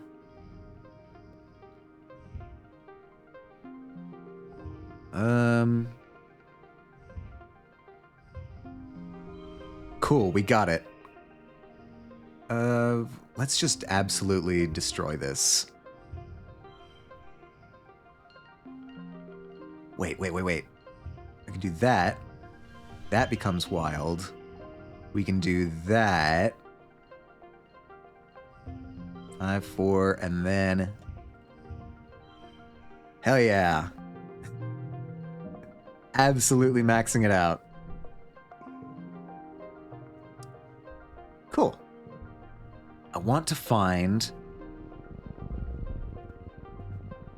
Erg. Can I get that?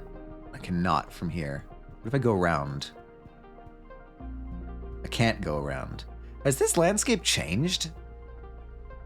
It has. Since the new colony was built. That's cool.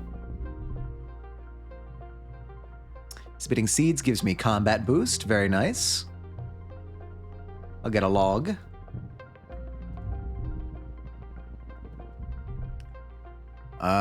Set up a work site here using the robo plow to tear up the ground and prep it for farming. Take a closer look. You stroll to the farmers with a wave and take a closer look at what they're doing. They ask if you want to help. No thanks, actually. I'm looking for something.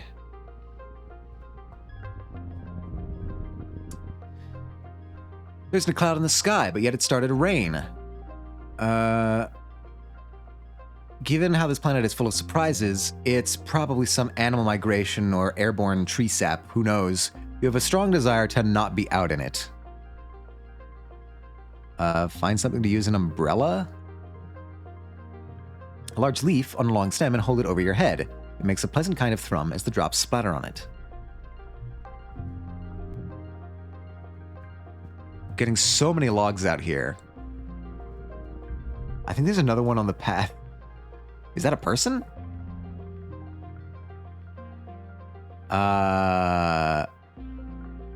Right. Okay, so this is that, like, a manticore. Jesus. The next thought is, how do I get down from this tree? And shortly after that, how did I get up into this tree? You're embarrassed, but at least you've outrun the manticore, if there even was one. All right, and back home we go. Log. So many logs.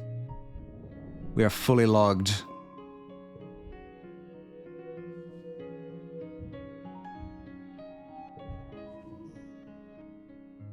New perk. Draw an extra card at the start of challenge. Effect stacks. Ooh, nice. That should be... Okay, so we're in a new month. Right. Looking around at the speed of sound. For logs or anything else that's been dropped. How did this stuff end up inside the colony walls?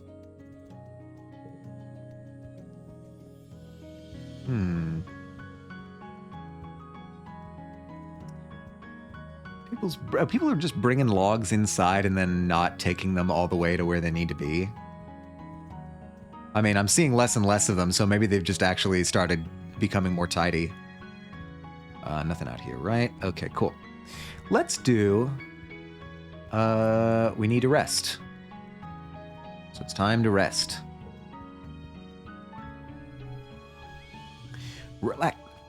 Relax in the lounge. You enter the lounge several times this month to find Rex and Cal practically fused to some of the beanbag chairs.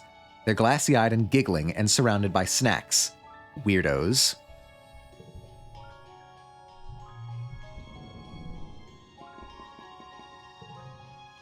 Disgusting. Disgusting. Ah, it's summertime. I'm just sort of conceiving as these as roughly like winter, summer.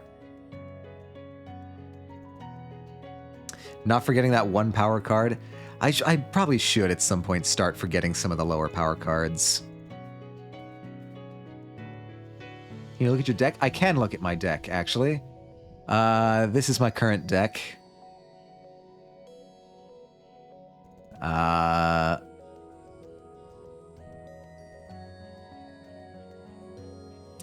We have a decent amount of high-powered stuff in blue, but that's to be expected.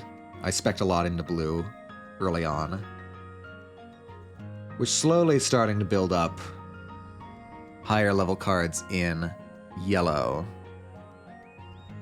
Red, we honestly just sort of luck into most of these, and then the wild cards are these.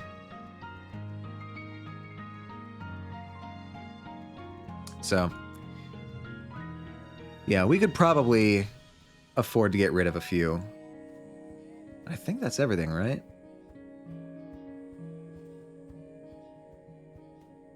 Yeah. You got anything to say? Oh. I feel an increase in dopamine when I see you, Tang says, slipping her hand into yours. Or I suppose it could be the bonding hormone, oxytocin. Do you know there are 4 major hormones that play a role in what we register as happiness? She smiles at you, then seems to remember herself. What I mean is, in this current moment, I am happy with you. Oh my god. I didn't realize that would be an option. Yeah, have any time to spare? Tang hums and checks the time on her holopalm. I suppose, she says archly, then smiles. If you provide me with sufficient motivation. You meander towards your quarters. You and Tang go for a walk, eventually ending up at the path back to your quarters. This is hardly motivation, Tang says, when she realizes where you're headed. I don't need to sleep, as you do. Teehee. Minus 20 stress. You stop and look at her, wondering if you have to spell it out. She holds your eye. Sorry, I interpreted that literally for a second. Just, here, hold on. Just literally holding somebody's eye, revealing nothing except for the subtle twitch of the corner of her mouth. Finally, she relents. Oh, you mean for the purposes of copulation, she says. Why didn't you say so? Who knew Tang could be such a tease? Literally.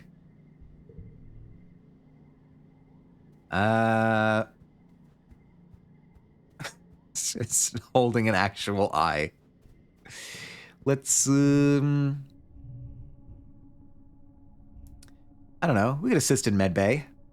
Get some biology, get some empathy. You're in engineering very late today. You're starting to nod off, and consider packing up for the night. You frick the hot science girl? Hell yeah. We love to see it. You see Tangent and Instance leave their lab without locking the door. They're heading back towards the living quarters.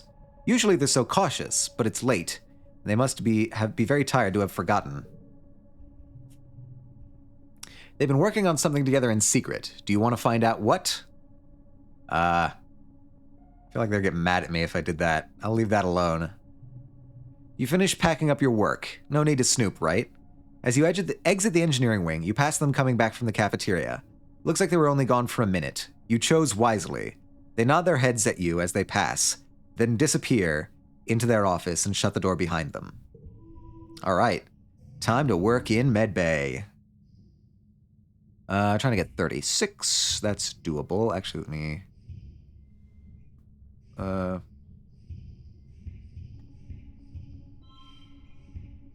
3, 2? Cool. 2, 3, 4, 6, 7. We can do that. Super Goal 43. Very, very nice. This year's Vertumnalia is ushered in with a big military band. Horns and drums, supplemented by recordings of parade music from Earth. Governor Loom strides out of command on a grand red carpet and ascends the stage to raucous applause. "Thank you, everyone," he calls out over the din. "Look at you, look at this colony, finally truly united. All it took was a common enemy," he declares. "I look at you beautiful people, you strong people, you good human people, and I see a fire in your eyes. I see courage in your hearts. I see a colony that's ready to win. I see a colony that's here to stay, Vertumna. Do you hear me?" He raises his arms and roars. "Do you hear me, Vertumna? We humans aren't going to hide anymore." Loom gestures for Security Chief Rhett to join him on stage, then continues. "The original fugitive colonists got it wrong. In Roman mythology, Vertumnus was the god of cultivation, not of rampant chaotic growth." He clenches his hand into a fist. "We need to clear the field before we can plow it. Vertumna won't be safe for human life until the aliens are eradicated." Yeah, here it is. We knew this was coming. Rhett crosses his arms and nods in agreement. Maybe there's more to this plan than Loom is letting on. Loom descends from the stage and does a receiving line of handshakes and fist bumps. In the vacuum left by his presence, Chief Administrator Seek takes the podium and clears their throat. "Ahem. I want to announce that this will be the last year that festival contests will be held." "What?" A sound of protest rises from the crowd, and near the front, Loom just shrugs theatrically and mouths, "Not my fault." Seek looks down at him pointedly, then continues, "This war will use our colony resources at a tremendous rate, including the most valuable, time." Loom takes the stage again and soothes the crowd. "I do have some good news," he declares. "Starting today, the colony is going to be granting requests from people who want to have children." A happy murmur burbles through the crowd. Yes, that's right. It's time to start on the next generation of Vertumnans and secure a future for our children. Loom pumps his fist in the air. "Humans! Humans! Humans!" Whoop, ad break. Had to get me right at the end. Ah.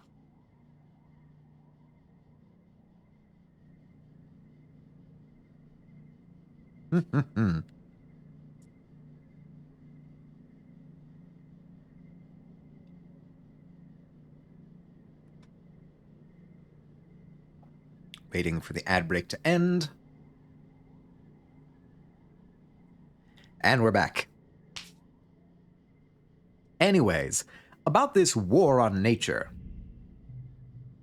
"I think it's stupid," Cal says immediately. "I know survival is important, but we don't have to kill things to survive here." I mean, we have to kill some things. Like, the things that we eat. Mars rolls her eyes. "Duh, of course you'd think that. Personally, I think Loom is a total nullhead. He's not much older than me. What is he, like 24? And everyone listens to him? They should listen to me instead." Finally, you're all called to participate in the games. The last ones. Maybe forever. If this war on nature ever ends... So real of you, Mars. Absolutely, absolutely, Queen. If this war on nature ever ends, you'll probably be an adult. As your friends are all separate into their usual games, you realize that this may be the last time that you just get to be kids. What do you choose? Trivia.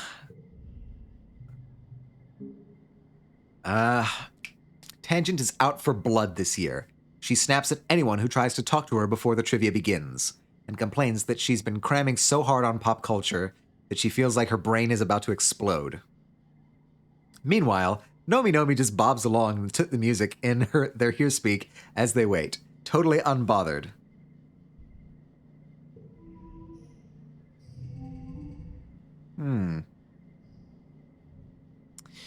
95. Can we pull it off?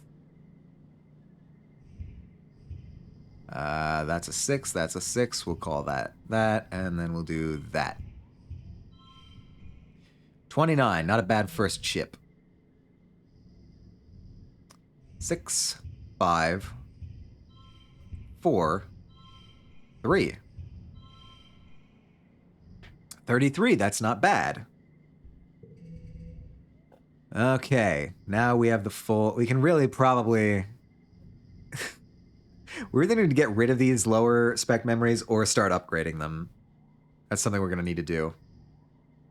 6. Wait, was that a thing? No, that was not. 6, 5, 3, 2, 2? 29. Not ideal. What if I switch that 2 out for a 1? Yes! We got it. 34 out of 35. Not bad, not bad. Gain status popular. Tang's cramming clearly paid off for her. She's strong competition until the category about old Earth slang, where you clearly pull ahead. You snatch victory from her clutches, and she grudgingly accepts your superiority in all things trivia. After the festivities, everyone is supposed to take a few days vacation. You and your friends relax, but the adults move around the colony like ants in a hive, fortifying the walls and preparing for the human offensive against the planet. And with that, I think we're going to call it a day. We have made significant progress. Tangent is our girlfriend now, so hell yeah. I'm gonna save this. Tangent is GF. Okay. Yippee! We did it! Okay, let's start wrapping up, I guess. I will move this over here. We'll say that you can resume the music, if I remember how to spell that right. And from there we can go here.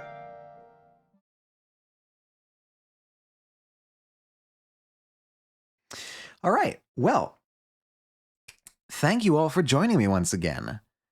This has been a extremely productive and wonderful day of I Was a Teenage Exocolonist. I am very happy with the progress we made today. Most especially one particular piece of progress, but I suspect that would be obvious. Good stream, thank you. Thank you for being here, Zenith. Oh boy, I have the opportunity to raid Deus Rhea. I don't think I've ever raided Rhea before. She is doing a DBD collab, so I think that's probably where we'll go. That sounds like a good choice. Good choice, he said to himself. All right, well, once again, thank you everybody for joining me. I will get you the raid message. Everybody, copy down whichever one of these that you want. Have that for yourself. And I will begin the raid message, or the raid command. Deus Rhea _ All right, well, thank you again, everybody, for joining me. We are probably going to be streaming hopefully next Wednesday, but definitely next Saturday. I hope that you all can come visit me next time. If not, I hope you all have a wonderful day. And as always, stay true to yourselves, everyone.